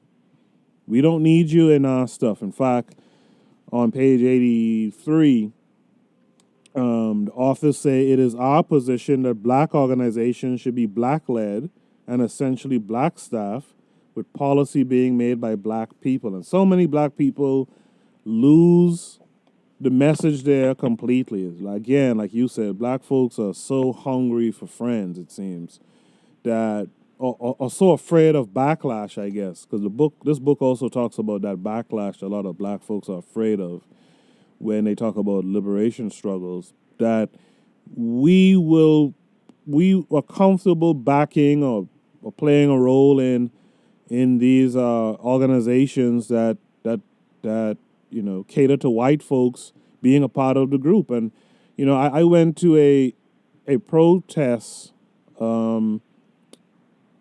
some months ago, maybe 2 months ago, and we were doing a march through the streets, And, I look behind me and there's a white woman holding up a Pan-African flag. And I'm like, who the fuck invited her? Like, like, why is she there? You look back in history of the Black Panther Party, they were brought down and messed up by a Japanese dude. Like, what the fuck was he doing there? Yeah. Their role should be merely supportive. And yeah, like that one Asian guy, Chinese guy, yeah, he was a COINTELPRO agent. Yeah. I mean, what did he do? Did he bring the snacks or something? Is that how he was able to get in there? Like, what the fuck was he doing there? I don't know. But we have this thing where we think, oh man, if they're here, they're a comrade or they're an ally. No. We have work to do within ourselves. That's what closing ranks means. We have work to do within ourselves. Let's do that work. Let's push our own initiatives. And after we've done that, again, I'm not a big fan of this, but if you then want to go and include some of these other folks, again, I'm not big on the idea, but, maybe one or two of these folks can be of some help. Their role has to be completely supported. They cannot lead. They have to support. Yeah. And even then, based on their history, we should be suspicious of anyone who seeks support. Absolutely. Even we have to be super suspicious. That's why I said in the past about the Black Panthers and different organizations. The problem with those groups was the vetting. They didn't vet people well in those groups. And the problem that we have now, because of those groups, is we're suspicious of everyone. So I'm a black guy. I show up at a meeting. I try to be cordial with some of the members, and they're looking at me like I'm potentially an agent. Yeah. But I look over and there's an East Indian dude with a black woman inside the place. I go to your march and there's a white woman wearing one of your T-shirts and waving the Pan-African flag, and I'm like, well, how it is you're looking at me like I'm be careful, he might be an agent, but you gladly have these other folks here. That's our problem. We substituted one problem for another. Karl, continue. I think we're done with this chapter. Okay. I think we're ready to move on to the, unless you want to talk about something else in the chapter. According to my notes, my last point was the last thing I read, is our position that black organizations should be black-led and essentially black staff, with policy being made by black people. That was the last point I had highlighted here. The next chapter is about the Mississippi Freedom Democrats. So what are we going to do now, Karl? Let me take a quick station break, let the listeners and yourself grab something to drink, maybe a quick bite. And on the other side, we'll complete the conversation about this book. Karl, just hang in there, okay? All right. You are listening to the Bitter Medicine Podcast on KWAZ Radio. Peace, family. This is Oni, inviting you to listen to the pro-black perspective, where black problems are addressed with black solutions. Black people face one problem: the problem of ignorance. This is why those who opposed us stole us from our parents, disconnected us from our continent, and enforced on us illiteracy. But now the ignorance is self-inflicted. We send our children to their machines. We detach ourselves from our motherland, and we don't read meaningful literature. Consciousness is a series of stages. The sooner we get to one, the sooner we are ready for the higher. The pro-black compendium accelerates the beginner to the advanced and provides for the advanced an unparalleled breadth. This is the sort of book your enemies do not want you to read, but our ancestors would insist you read twice.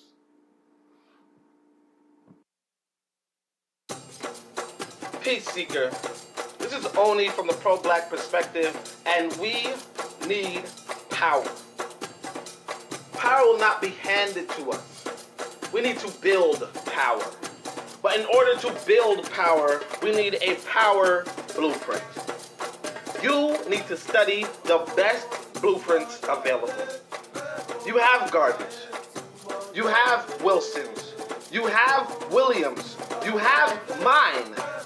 Now, you'll have Cooks. Carlos A. Cooks was Garvey's best student, the greatest mind in the world from 1940 to 1966. Yes, the greatest. Yet Whitey doesn't want you to read his blueprint. Cook's blueprint isn't religious. Cook's isn't for integration. Cook's isn't for communism. Cook's isn't even for anti-blacks. Cook's blueprint is for Africa. And Cook's blueprint is the unknown blueprint that was the basis of black power as we know it today.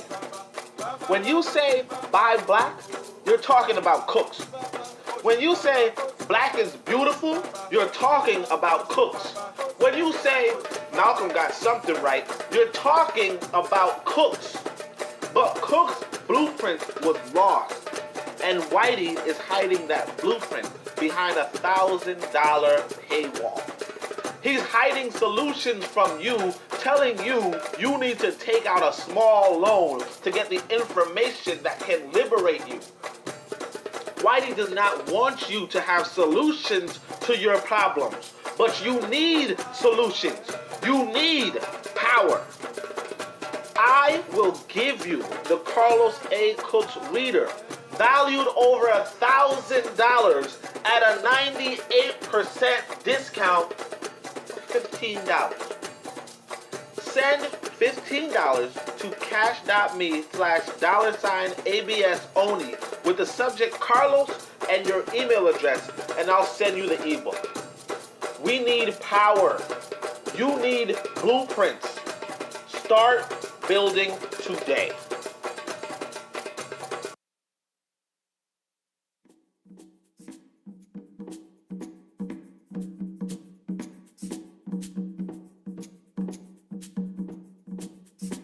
Greetings, family. This is Koku, host of the Bitter Medicine Podcast.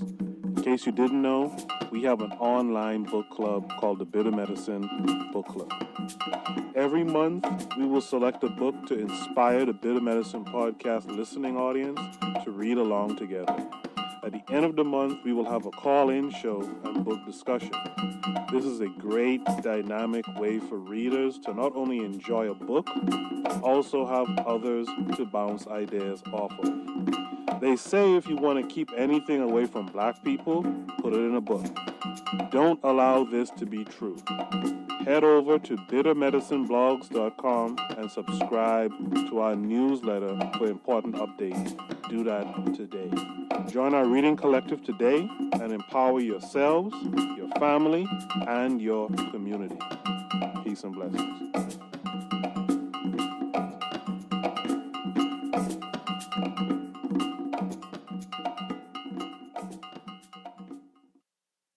You are listening to the Bitter Medicine Podcast on KWAZ Radio.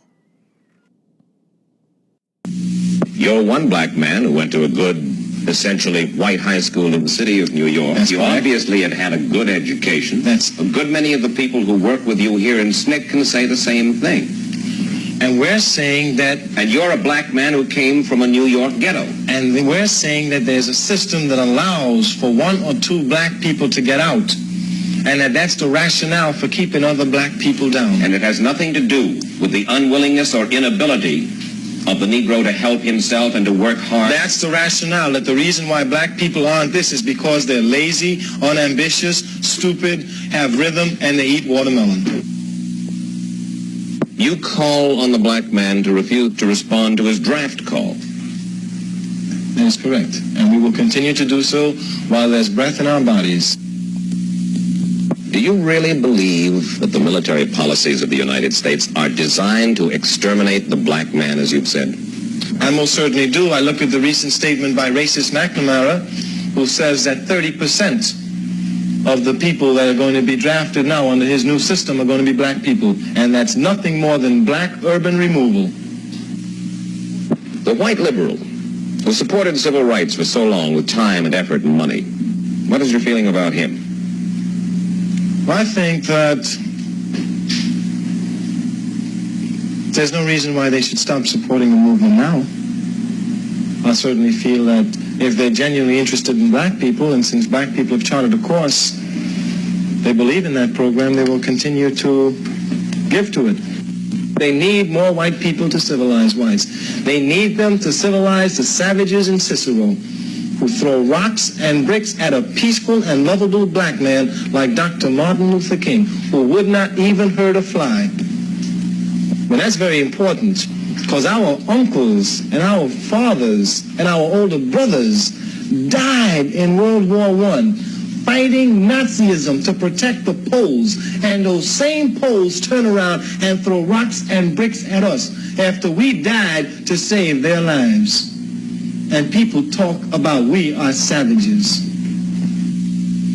Mr. Carmichael, if you had the chance to stand up in front of the white community and say anything you desired, say to him, understand me, white man, what would you say? I would say, understand yourself, white man, that the white man's burden should not have been preached in Africa, but it should have been preached among you. That you need now to civilize yourself. You have moved to destroy and disrupt. You have taken people away. You have broken down their systems, and you have called all that civilization.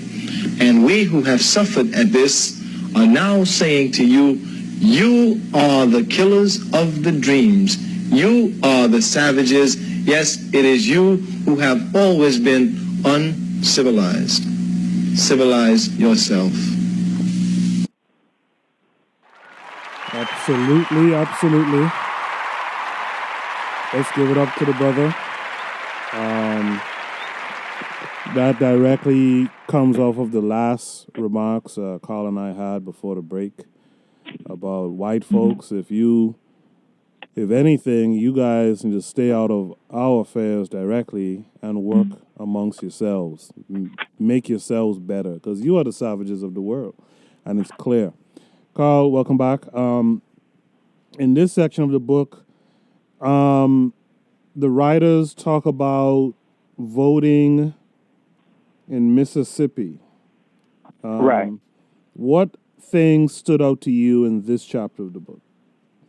Well, the chapter, he calls it the bankruptcy of the establishment, and how he mentions how comparing the Mississippi Freedom Democratic Party was comparing it to the National Democratic Party in the state of Mississippi, and how they went to the Democratic Convention, and they really stressed four main points. Number one, it was an open political party. It excluded no one because of race, creed, or color. It was supported the platform of the National Democratic Party, which actually the regular Democratic Party of Mississippi rejected the National Party platform. It was willing to sign the oath to remain loyal to the National Party. Only 4 of the 68 members of the regular party signed such a pledge. And it supported and would actively campaign for the National Democratic candidates. The regular delegates did not. In fact, it later campaigned for the Republican candidates and helped to deliver that state for Goldwater in November of '64. So this is around the period of history of when the Democrat Party and the Republican Party began to switch their traditional values. Right. The Republican Party, previous to this, was seen as the party of Lincoln. Many of the early civil rights leaders were Republicans. But again, we talked about how white people will coalesce when they see black people making gains. So because they felt that black people were making gains, the white people of the South switched their party allegiance from the Democrats to the Republicans. And they would see that this is what the beginnings of what Richard Nixon called his Southern strategy. Yes. How he would appeal to the racist feelings of white voters who were disillusioned with the civil rights, who felt that black people had made too many gains under Democratic administrations like Johnson and Kennedy. Mm-hmm. And they were attempting to reverse those gains. So this is around this period of history is when the parties began to change their party platforms. And it's interesting to note that it wasn't just any white folks; it was poor whites. That's one of the tools that they use against black folks too. The poor whites felt that blacks were getting too many gains that the poor whites weren't getting, and so that's why they switched those allegiances as well. Right. And as he mentioned on page 83, going back, poor white people are becoming more hostile, not less, towards black people, partly because they see the nation's attention focused on black poverty and few, if any, people coming to them. Mm-hmm. Mm-hmm. Yeah, that tells you all you need to know. Yeah, absolutely. So the Mississippi Freedom Democratic Party, they campaigned for the in 1964 under President Johnson. And the Democratic Party convention was in Atlantic City, New Jersey, and their goal was to replace the racist Mississippi Party, not join it. So they called upon the Mississippi Freedom Democratic Party to stand with the regular party. And the Mississippi Freedom Democratic Party, the National Democratic Party, passed a resolution on July 28th of 1964 opposing the Civil Rights Movement. So at this point, you're starting to see where the Democratic Party, but the Mississippi Democratic Party, said that we oppose, condemn, and deplore the Civil Rights Act of 1964. We believe in separation of the races in all phases of our society.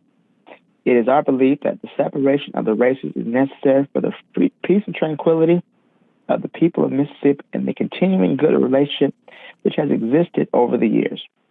So what he writes is that, if anything, this was a symbolic act. It was a stand taken by the National Party, a stand which clearly said betrayal and clearly emphasized the bankruptcy of the establishment. So the moral bankruptcy of the National Democratic Party in the state of Mississippi, as opposed to the Mississippi Freedom Democratic Party, and their goal is to racially integrate the state. Yeah, it shows you how. Just to boil it down, it just shows you how the Democratic Party was no different than conservatives, for example.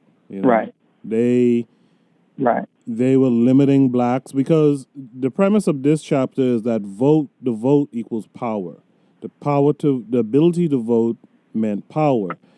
And we see from what you read so far in this chapter, we see that the National Democratic Party wasn't trying to change anything. They wanted to keep things as it was, but they gave enough to the black folks there to be that swing portion of the vote, that it still bolstered the Democratic Party on the national scale, but it did nothing really for the individual blacks who were trying to, maybe not individual blacks, but it did nothing for the blacks in Mississippi, right, in particular. Right. And just in this particular case study, he talks about the next chapter. We're talking about the election in that particular county in Mississippi. I'm talking Lowndes County. Yeah. And he talks about how black people were able to use their political, because they were a majority in that county. Yes. And how the length that was being done to oppress the black people in that county when they're beginning to assert their political rights. And it's really interesting. Some of these things that are being done to the black people in that town at the time, the poll taxes, the threats, the outright terrorism. Mm-hmm. Outright terrorism. You know, black folks would be trying to go to the polls or coming from the polls, and some white folks roll up on them and, you know, maybe burn down their house and shoot up the place and all kind of stuff. So it was real. It was real out there. So this is why I don't disrespect. This is why I don't disrespect when they talk about voting, but I want our people to be more politically savvy in understanding that the vote means nothing if you don't present your agenda and you don't back people who will promote your agenda. And so, you know, one of the thoughts I've always had for some time, at least for some time now, is if black folks are so hung up on voting because your ancestors died for the right to vote. By the way, your ancestors died for the right for you to own businesses and be entrepreneurs and stuff too, but no one's shaming you to do that, by the way. But if you're so hung up on voting, then how about push for your organizations to create people to vote for? In other words, create a new political party and vote for that party. Vote for those people who are vetted and come through some type of organization, some rite of passage to be political leaders, etc. You know? Absolutely. And, you know, we see, and this is something that he talks about in that chapter. He says, there will always be those black people who will vote for whites against blacks because they fear economic and physical reprisal because of an embedded belief that politics and voting are indeed white folks' business. These people are lost. Not much time and resources should be spent trying to woo them or isolate them. The important task is to build on that core of votes already in the Lowndes County Freedom Organization column. So their goal is trying to register people to vote and create not just vote, but create a party platform. It's not just about voting. Yes. You have to create a party, you create a platform, and then you have to hold people accountable. Mm-hmm. You can't just put them in office, and then when they do vote against your interests, there's no repercussions. We have to hold these people who vote against our interests accountable and make them understand that we put what is it that that they say? You have to dance. Whoever brought you to the ball, you got to dance with them. Yep. Absolutely. So in this chapter as well, because this chapter is really discussing something specific that happened in what was this, Alabama? That was in Mississippi, I believe. Yeah. Oh yeah. I'm sorry. Yeah. Mississippi, and so you know a lot of it is just a retelling of the circumstances that happened, which we all kind of understand. But something he said here, I found interesting. He said there were several black organizations in Lowndes County, all centered around the church. Right there, that's problematic. All of your organizations shouldn't all be centered around the church. The Baptist Ministerial Alliance and the Lodges, the Eastern Star, the Elks, the Masons, all these groups met regularly, held functions, made decisions, collected and paid money, again laying bare the myth that black people are unorganized and unable to organize themselves. In many communities, to become head deacon of a church, one must know politics, play politics, and be political. Now that part I'm cool with. But history has shown that when these organizations of ours are built around the church and the mosque and stuff like that, they're held back, really, because of the beliefs, the foundational beliefs in these churches and mosques, and you know these organizations built around churches and mosques and religious belief. And so that's one of the things I think we need to get away from. Our organizations need to get away from being religious in that way. And I know that's a hell of a statement for black people to hear, but we read Dr. Chancellor Williams say something similar. When you're building organizations, let's get the religious stuff out of there. Let's get this Islam and Christianity thing out of there, because at the end of the day, those things, those religions are going to hold you subservient to the folks who you're trying to get up, away from in terms of oppression. So I thought that was an interesting thing. Karl, you have anything to add to that? Here's what he says. The ability and power of those local leaders, however, rested inside the black community and was geared toward religious and social affairs only. Many people who were very political inside organizations were unwilling to enter the public political arena. They were afraid. Yep, that's it. Karl, what else stood out to you in this chapter?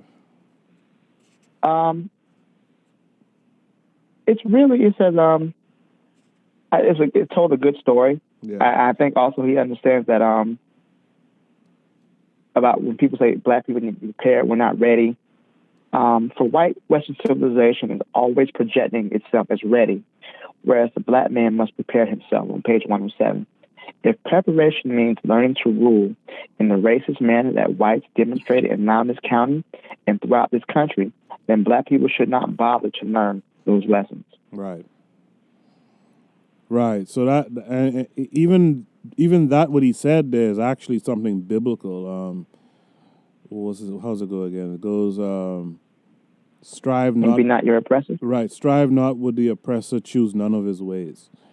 So in other words, don't look at your oppressor and say, okay, for me to get on top or to equalize, I have to be as savage as the oppressor. Now, as you know, I have issues with some of that stuff. Like, I say you need to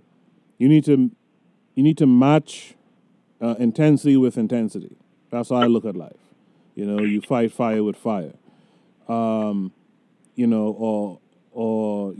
have to oppose. And if they're being brutal to you, being non-brutal isn't going to make them stop.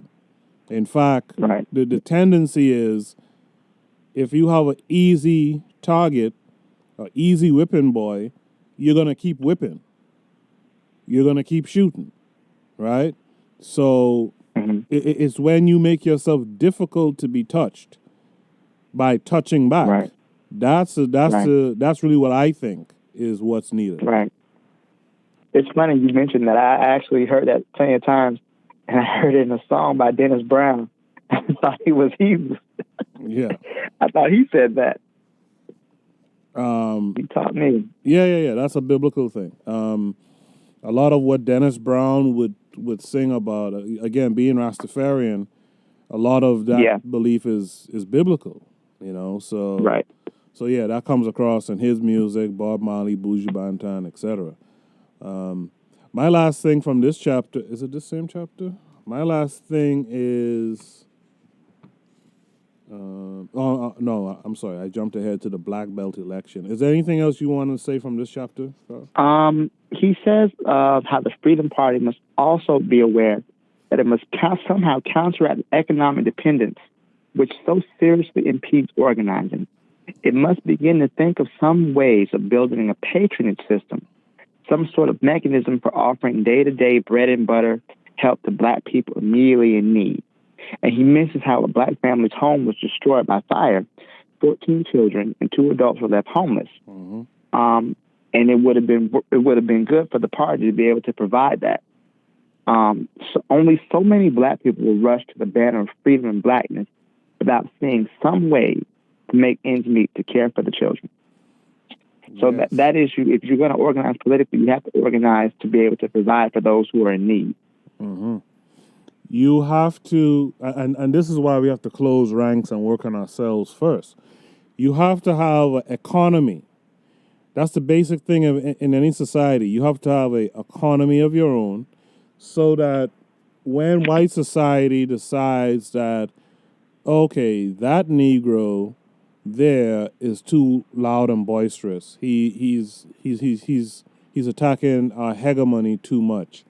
They're going to start putting sanctions on that individual. They're going to find ways to shut down that individual's ability to live, to feed, clothe, and shelter his or her family. And so we need to have ourselves set up to say, y'all do what y'all want to do, but we got his back. We have Muhammad Ali's back. We have Malcolm X. We have MLK. We have, so forth and so on. We have their back. And historically, we haven't really done that the way we should have. I mean, we've done it in some cases, but we never really accomplished that to the extent that we should have accomplished it. And I actually had that same thing you read just now. I had that underlined that, only so many black people will rush to the banner of freedom and blackness without seeing some way to make ends meet and to care for the children. And this is how we play a heavy hand in the creation of coons and sellouts, because the coon and sellout, like a Tommy Sotomayor, for example, he does what he does because white folks will support him. And from what I can tell, from what I understand, he lives off of what he does, talking down about black folks and shitting on black folks, because white folks support him pretty well. And that's our fault too. I mean, he was willing to do it, but it's also our fault because he didn't really have the alternative, so to speak, because we don't have an economic base. Tommy Sotomayor is a coon Yeah. to death. And I think that even if an opportunity was afforded, because he hates himself, let's be honest. Yeah. He hates himself. So even if he was given a way out, he probably would still sell the black community, because he might sell the black community for free. That's true. Because that's just how much of a hater he is. That's how much he hates the black community. You cannot make an analysis, and it's something that Kwame Ture said. If you make analysis of any people, any oppressed group, and you leave out the oppressor, then you will come to an incorrect analysis. Right. In fact, you will blame the oppressed for all their problems. Mm-hmm. And that's what he does. You can't talk about black people's behavior, but leave out the context of white domination. Absolutely. Over hundreds of years. Yep. You can't do that, because all you're going to do is focus on what we're doing wrong. I don't want to talk about the white people. Why not? They're the ones who created the situation in the first place. Right. No, we always talk about crabs in the barrel. Who built the barrel? Right. Who put the crabs there? Who put the crabs in the barrel? Exactly. Yeah. So that's what we need to focus on. You can't give a correct analysis of our behavior and leave out what was done to us. Right. No, I agree 100%. I just use them as an example just to say that people of that, people who are similar, who are following in his footsteps, oftentimes are doing that because there's some, like some people like to say, there's some butter biscuits to be earned for doing that. Whereas on the other side, when you speak about being pro-black and fighting the struggle for liberation, there's no mechanism, there's no safety net, there's no social safety net, so to speak, that saves that person from the retribution that white society will enact upon them. You know what I mean? Absolutely. Yeah. Is there any? Well, I guess that's the end of that chapter. So I guess we move on to the Tuskegee, Alabama chapter, the Politics of Deference. Yes, I really like this chapter because it really speaks to how you can't get your way by shuffling and bowing and kneeling. You need black power, and this is what he says is that on page 124, we see the present-day Tuskegee situation as perpetrating a racially deferential society. And we suggest that a politics of black power, as defined in this book, will be far healthier for the community. And then he talks about Booker T. Washington. And he describes how he was spoken of in Before the Mayflower, which is an excellent book on black history, and says how it was ironic that everything he did was that it had a certain irony to it. He bowed before the prejudices of the meanest Southerner, but he moved in circles in the North which were closed to all but a few white men. He told Negroes that Jim Crow was irrelevant, but he himself violated the law by riding first class in Pullman cars with Southern white men and women. And irony of ironies, he advised Negroes to forget about politics, wielding more political power than any other Negro in American history.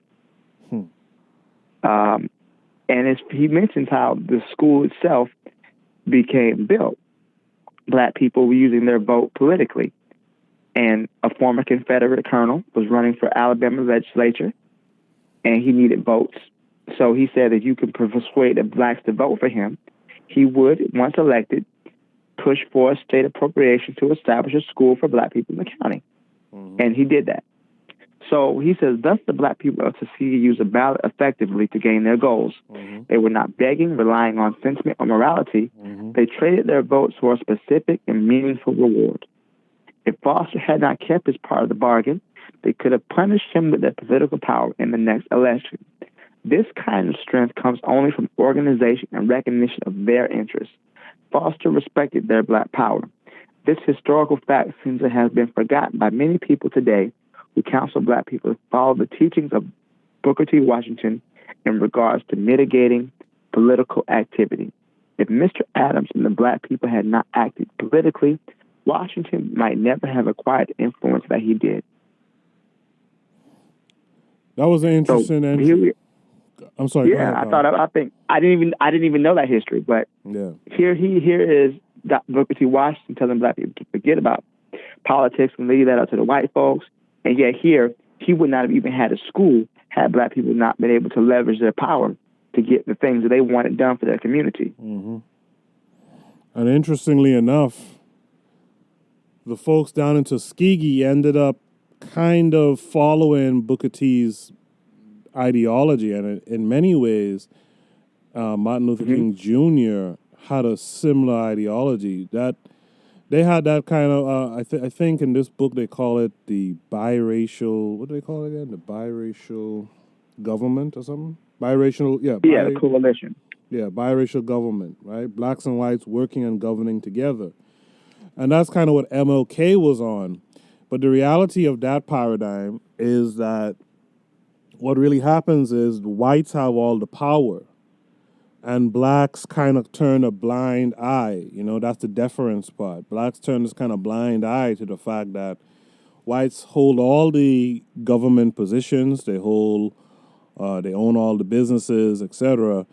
But black folks are allowed to prosper somewhat. You know what I mean? So that's the kind of problem that the civil rights movement really was. And a lot of people don't want to be honest about that. But what MLK was pushing for was kind of a, you guys can still rule, and we'll still be on the bottom, but we won't be on the bottom of your boot.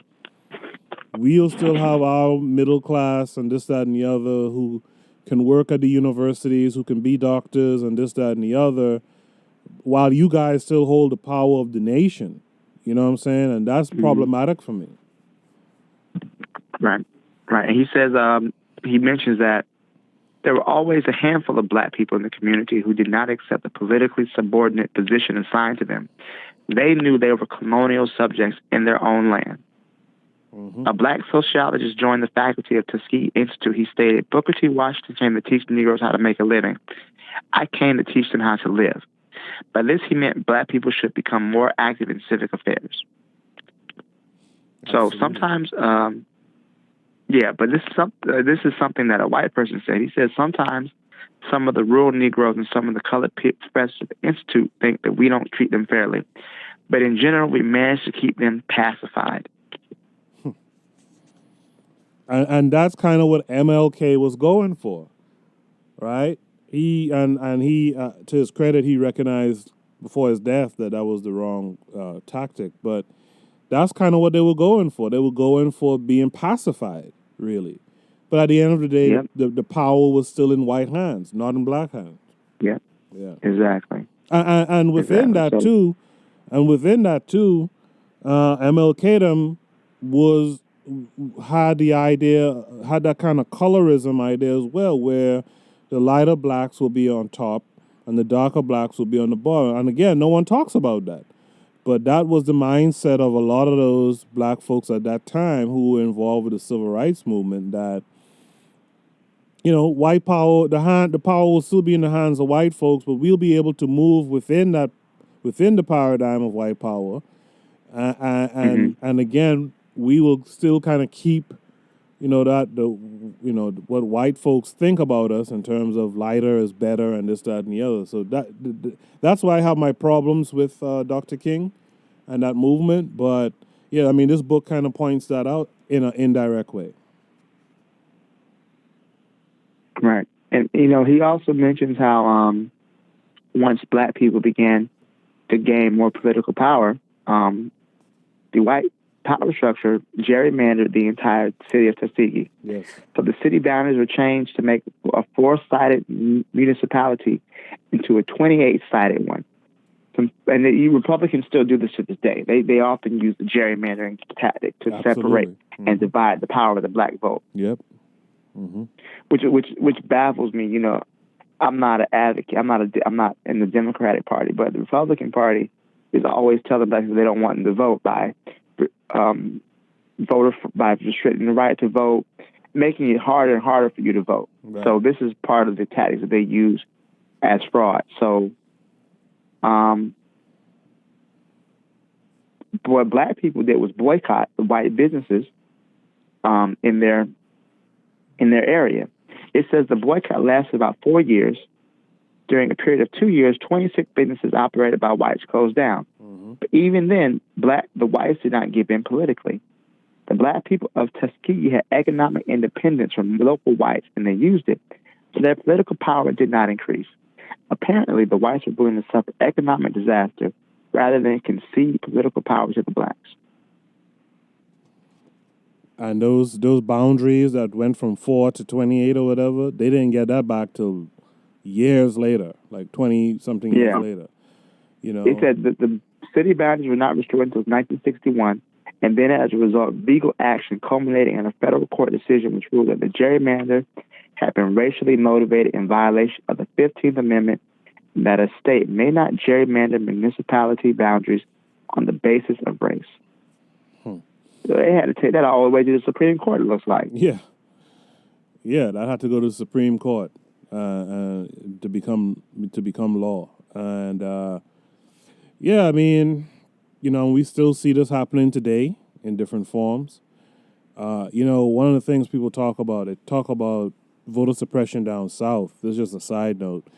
But in this day today, voter suppression happens up north a lot too. Right here in New York, in Brooklyn, in this past election, in a school gymnasium, poor ventilation, high temperature. They had 7 of those machines, the scanning machines, and only 2 worked. It took people 2 hours to vote. At one point, they tried to tell the people that the machines aren't working for some time. We don't know if they'll be working again. You can hand in your ballot, and we'll scan it later on after the polls close and we get the machines working. And that's a game. We know that if you hand in a ballot, they don't count those ballots. They throw those away. They found all kind of, in your area, they found all kind of ballots and boxes in the lunchroom, cafeteria, and all kind of stuff like that. Yep. That's right. So it still happens. It happens in the South just as much as it happens in the South, almost as much as it happens in the North almost as much as it happens in the South. But people don't talk about it because people don't, again, it's how people see things, especially our folks. We tend not to see things the way we should be seeing them, Yes, and he mentioned some of the other things that happened in Tuskegee. A young black man, Sammy Young Jr., who was shot to death by a white man when he sought to use a white restroom in a gas station. This man was acquitted by an all-white jury. This young man was a member of a respected middle-class family in the town. His murder, not to mention the beatings at churches, should have been made clear to the black middle class the folly and hopelessness of their previous approach. For some it did. Others went their comfortable way unchanged. So it's funny how even though a black man gets killed by a random white person, they still clung to this politics of deference. Mm-hmm. And this is something he mentioned. He says, there's several conclusions that one could draw about the county in Black Alabama. The middle-class black communities cling to a set of values and a rhetoric that never apply in that area or any other of this country. A language of Christian love, charity, and goodwill. When Sammy Young Jr. was killed, a frustrated student group held protest demonstrations in the town. There was some damage to property as a result of the demonstrators being harassed and intimidated by local police. Vocal black people condemned the students rather than the conditions which permitted Young to die. And I don't even want to really read this letter this lady wrote because it's so cringeworthy. Yeah, it's cringeworthy. But she says, let all of us, white and colored, join hands securing justice, obedience to law, and goodwill, which will bring progress in every area of our common life. For those people who are out there listening, we're not going to read the book to you. Go out, get the book. It's not expensive. $15. Mm-hmm. Probably spend more when you go out to eat with your family. Yeah. This book can last your lifetime. But read this letter for those who are listening, and listen to understand the mental side behind this letter, mm-hmm. and how they condemn the property damage as opposed to this young man's life. This letter represents the thinking of a vast number of middle-class black people in Tuskegee, and I would say throughout the United States. These people do, in fact, believe in the American dream, but that dream, as I already noted, was not originally intended to include them, and it does not include the black masses today. I want to, if you don't mind, I want to read one part of that letter that's so cringeworthy. Go ahead. I'm going to read it like this. Sure, we have not realized all our ambitions. Certainly, we have a long way to go. But the important thing is that we were on the way, and that we had made remarkable progress. In this progress had been made without violence of any type. Isn't that the same shit Obama said just a few years ago? Yes, it is. Yes, it is.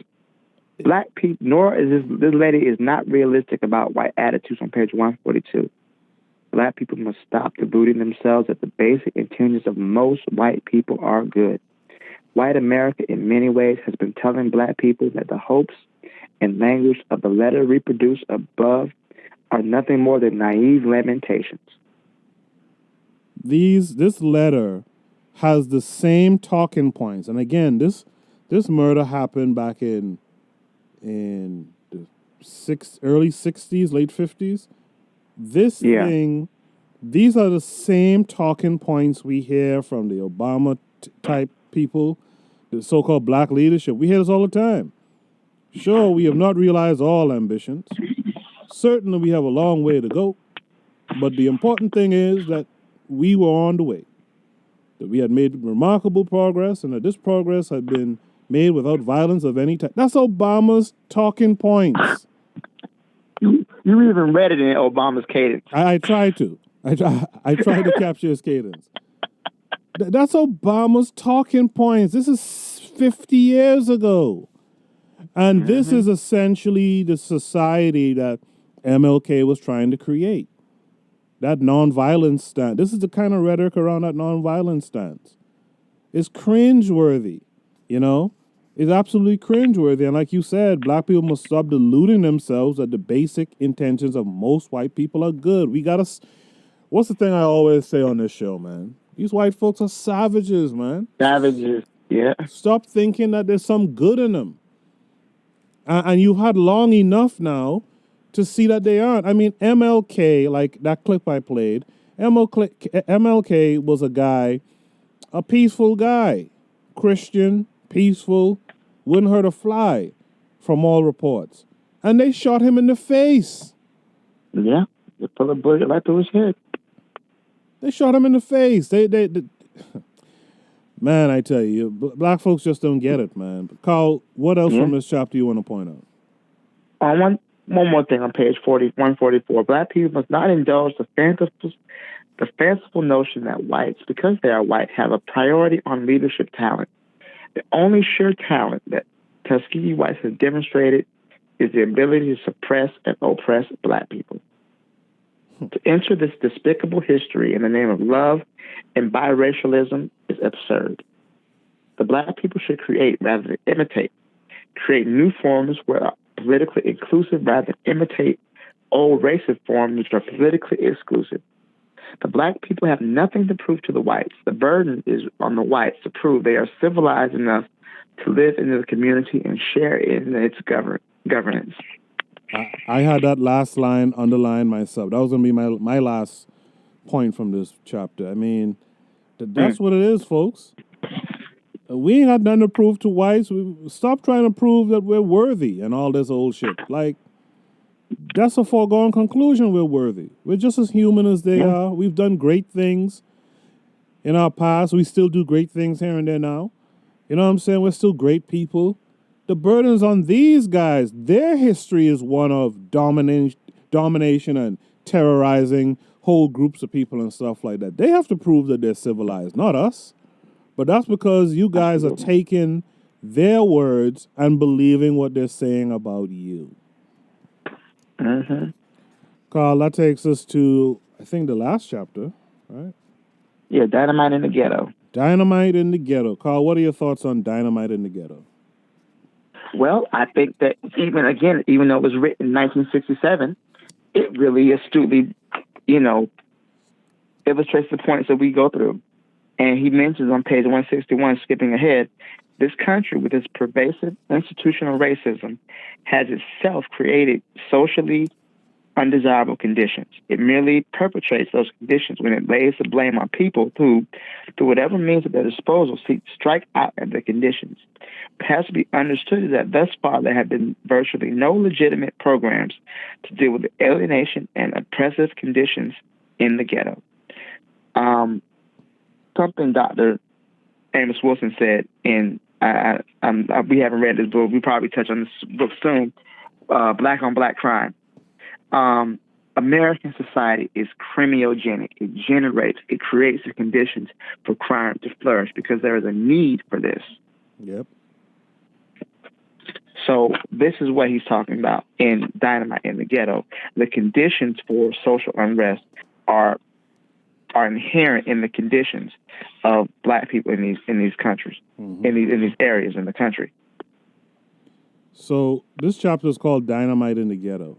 And as we know, dynamite goes bang when you light it. And on this same page, the authors provide the match that will continue to ignite the dynamite in the ghettos. The ineptness of decision makers, the anachronistic institutions, the inability to think boldly, and above all, the unwillingness to innovate. We're dealing with this right now. Yeah. Our so-called decision makers are inept. If you listen to Sharpton and Tariq and Umar, they're inept. They're inept, and the inability to think boldly, and above all, the unwillingness to innovate. That's a huge problem in our neighborhood. That is the bomb, so to speak. That's the dynamite that's going to go off, in our ghettos, man. Karl, is there anything else you want to add to that? I also like how he talked about the history of black people moving into the cities up north and how black people held on to power as long as they could.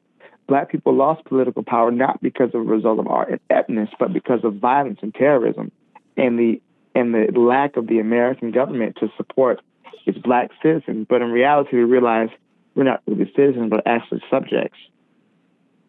So, that's something that I thought that was very astute that he mentioned as far as his analysis of the situation. Mm-hmm.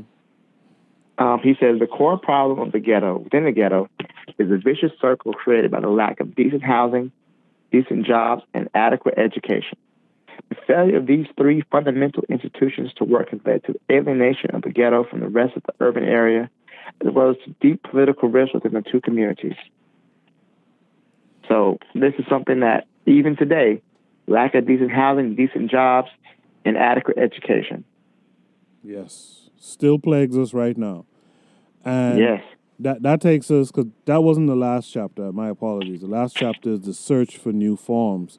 That thought right there takes us into what the search for new forms is. And the search for new forms one of the first things the authors say is, it is crystal clear that the initiative for such changes will have to come from the black community. We cannot expect white America to begin to move forcefully on these problems unless and until black America begins to move. You know what I'm saying? So,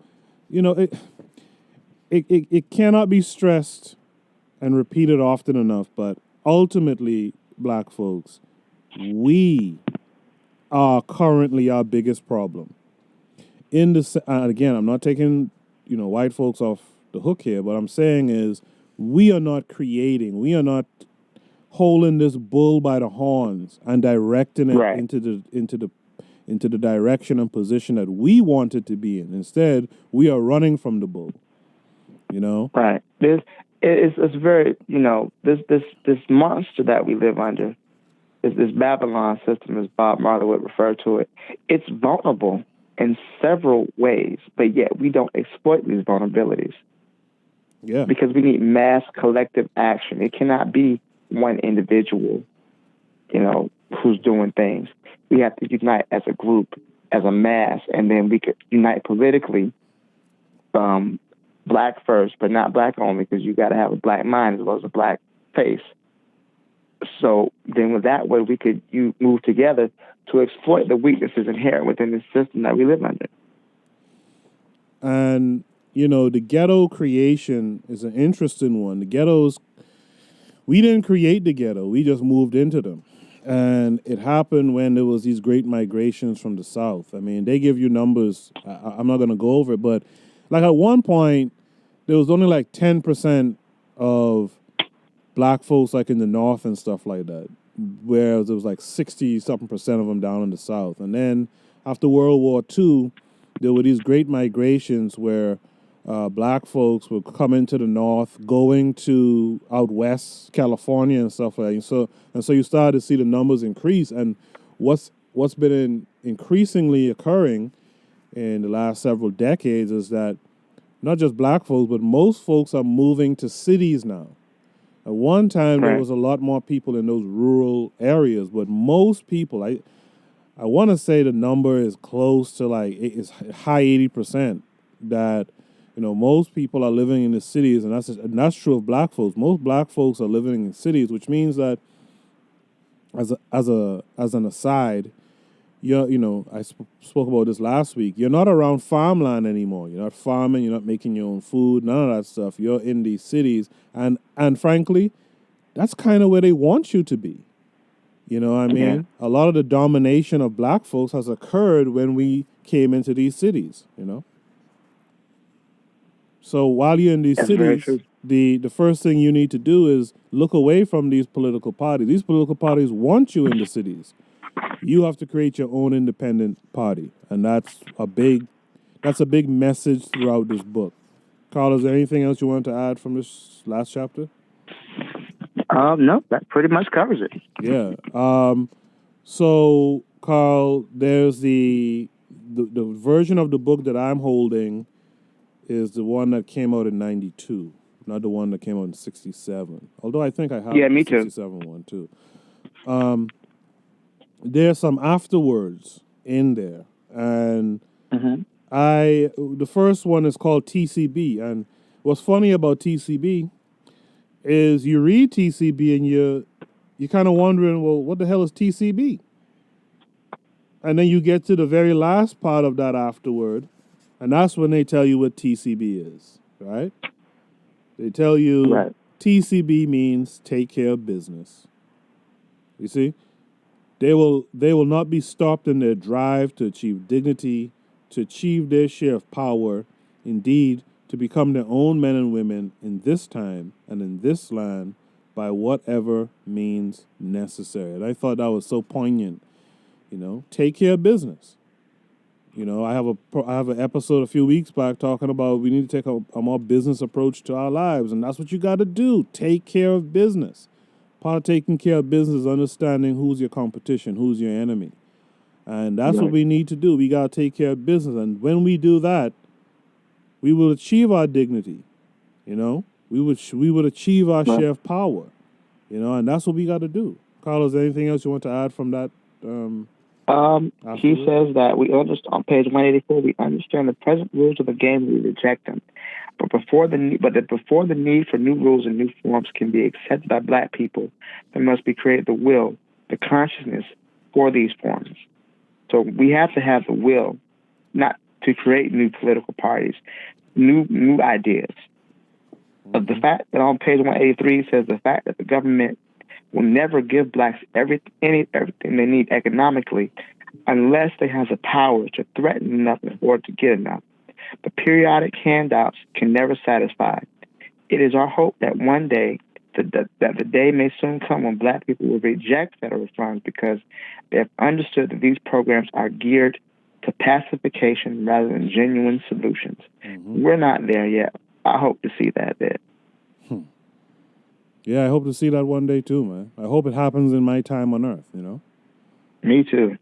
The next two afterwards, we could kind of combine it. we could just kind of speak on it. What did you make of, because Kwame Ture passed away in 98 or so, and, you know, his afterword was in 92, 25 years after they put this book out. What did you make of Kwame Ture's and Mr. Charles Hamilton's thoughts 25 years later?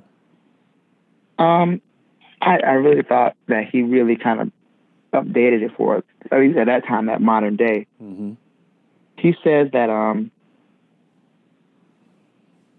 what did he say on page 190, something we don't pay attention to.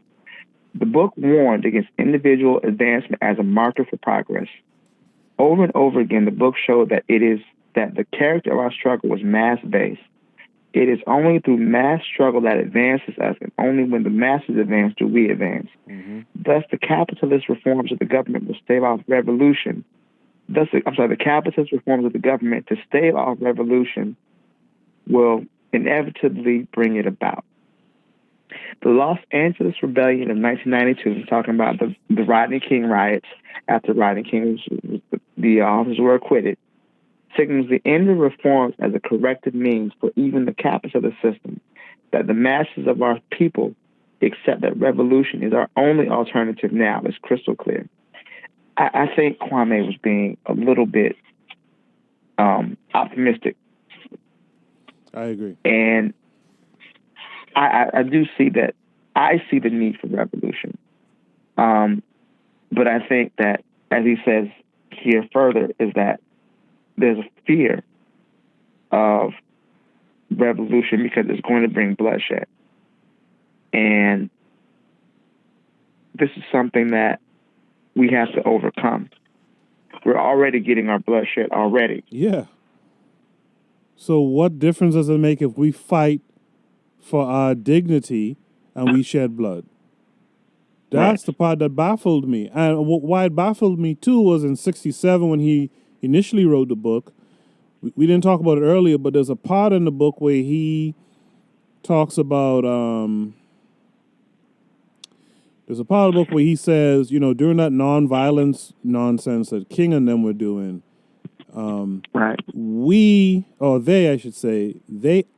they caused anger in Harlem, in Chicago, in St. Louis, amongst the black folks who were there, because those black folks had their fists balled up, ready to go.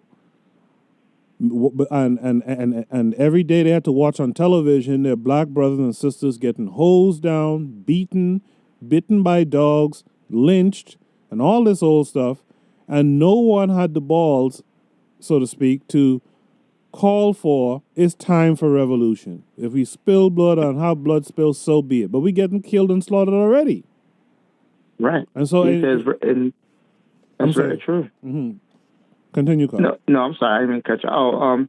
He says that because of the level of human development, human endeavors to advance humanity cost human blood. Political logic will be discerned by the conscious and it will impose itself upon the unconscious. The masses of Africans since slavery and colonialism has been shedding blood for reforms. As we have said, the shedding of blood is an obstacle, and this obstacle does not exist for the African Revolution. Our obstacle is lack of mass conscious political organization.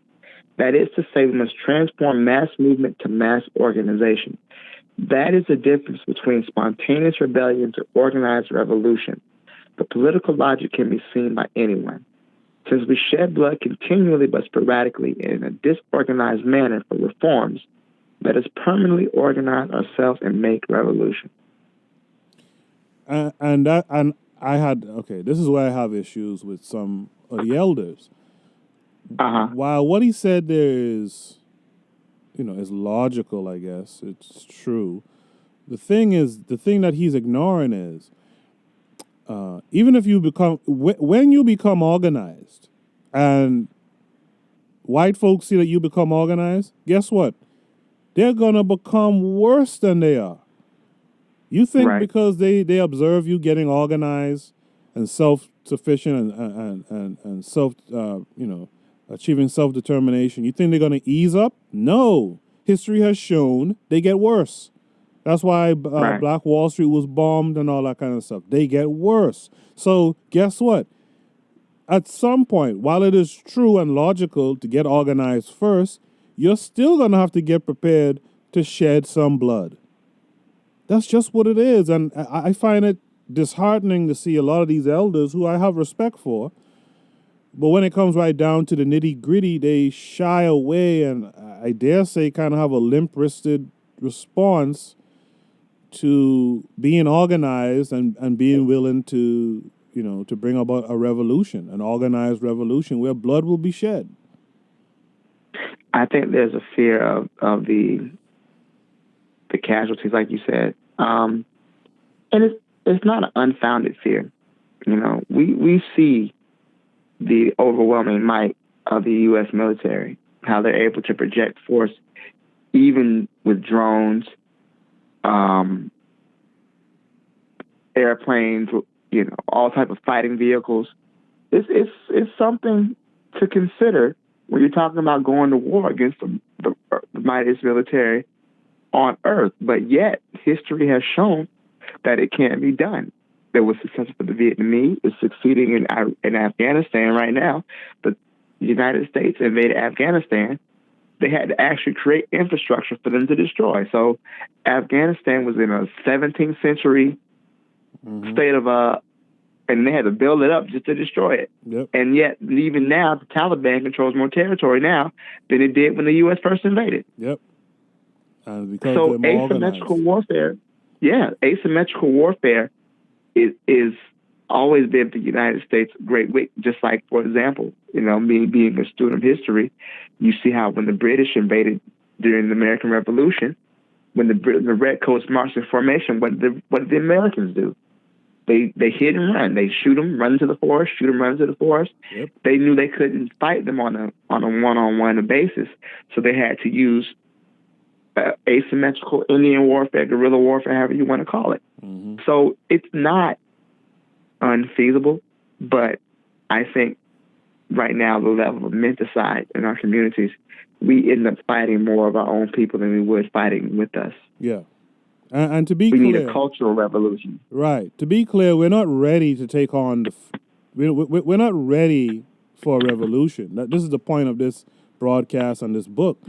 We need to close ranks within ourselves, get ourselves together, and organize so that when the backlash comes from white society, we're together, we're organized, we're ready to go. This is why, people hold up Black Wall Street, and that was a great accomplishment, but one of the most absurd things about Black Wall Street was, like, you guys didn't get guns and get like a little militia going, no police unit, nothing. Like, what were y'all doing?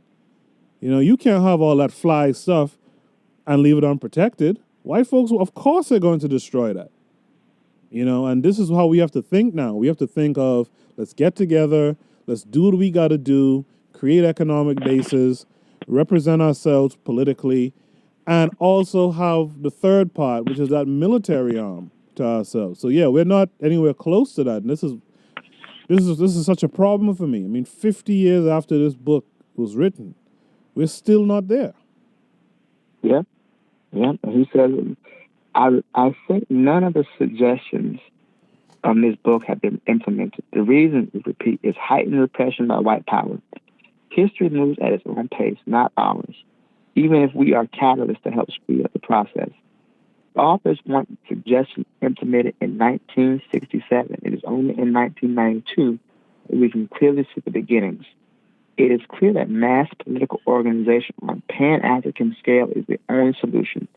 Thus, Black power can only be realized if there exists a unified socialist Africa. We therefore wish to impose upon all oppressed peoples worldwide the need to belong to a political organization, our only route to power. That's how he concludes his portion of the I understand the need for Pan-Africanism because the struggle he mentions in the preface of the book, the struggle, there's only one place for Black Americans in these struggles, and that's on the side of the third world. Our struggle here in America is not independent from the struggles of the brothers and sisters in Brazil. Mm-hmm. They're in Togo, in Ghana, mm-hmm. or in Colombia, or any other place that Black people are oppressed.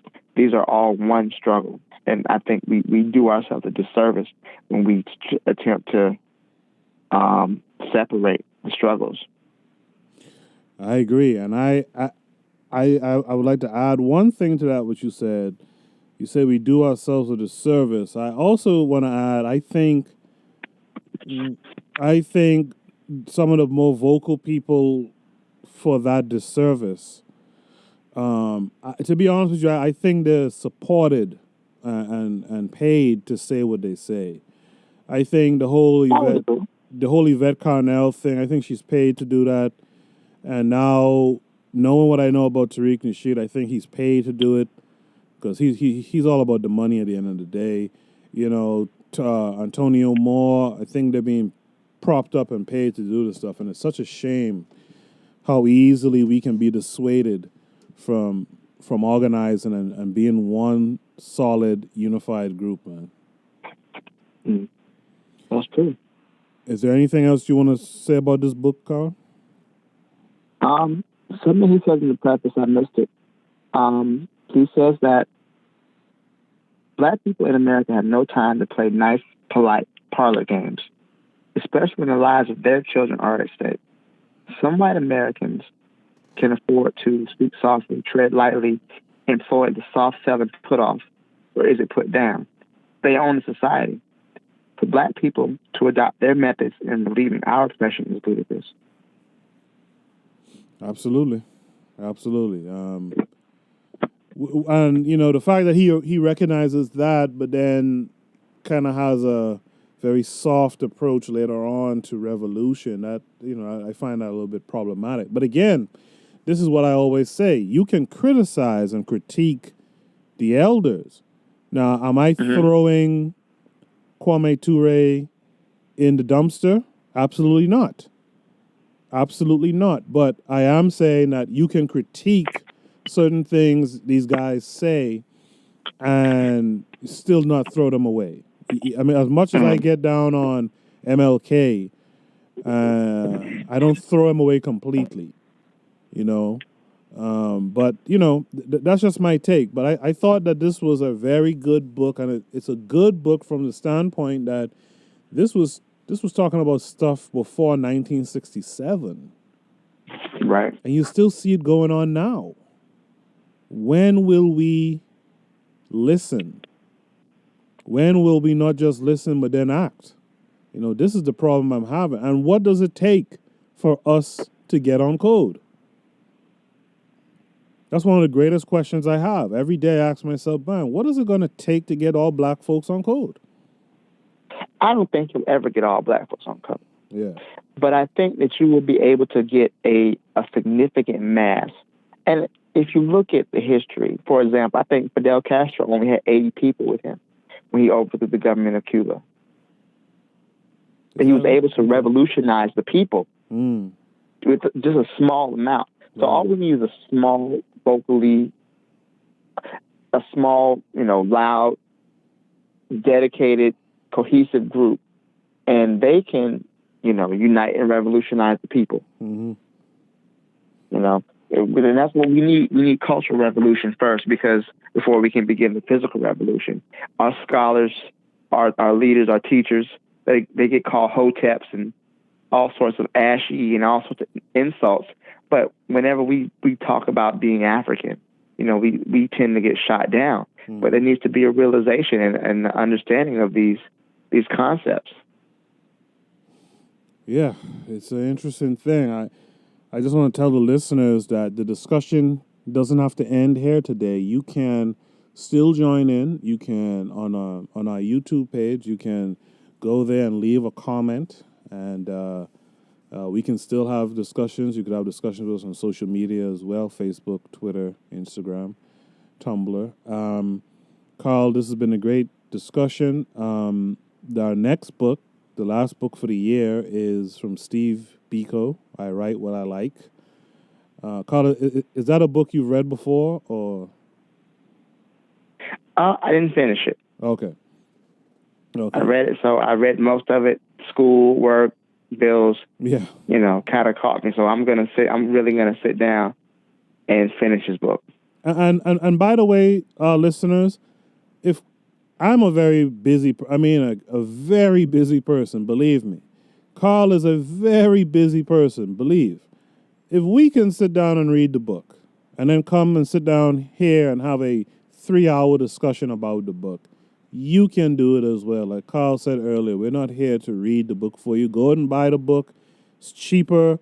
It's cheaper than the average meal that you guys go out and have and eat. It's cheaper than your average. It's about as expensive as your average stay or stop over in Chipotle or what's this coffee place? Starbucks. You know what I'm saying? You shouldn't be drinking at Starbucks anyway. Yeah, you shouldn't be in that shit anyhow. But that's just me and Karl. But you could spring for this book, man. Most people have Amazon Prime, or there's a black bookstore somewhere by you. Go and purchase the book. Still join in the discussion. We have ample space for you to come and leave your comments and questions. Karl, thanks once again for doing this. I look forward to our discussion late in the year, early next year, concerning the book by Steve Biko.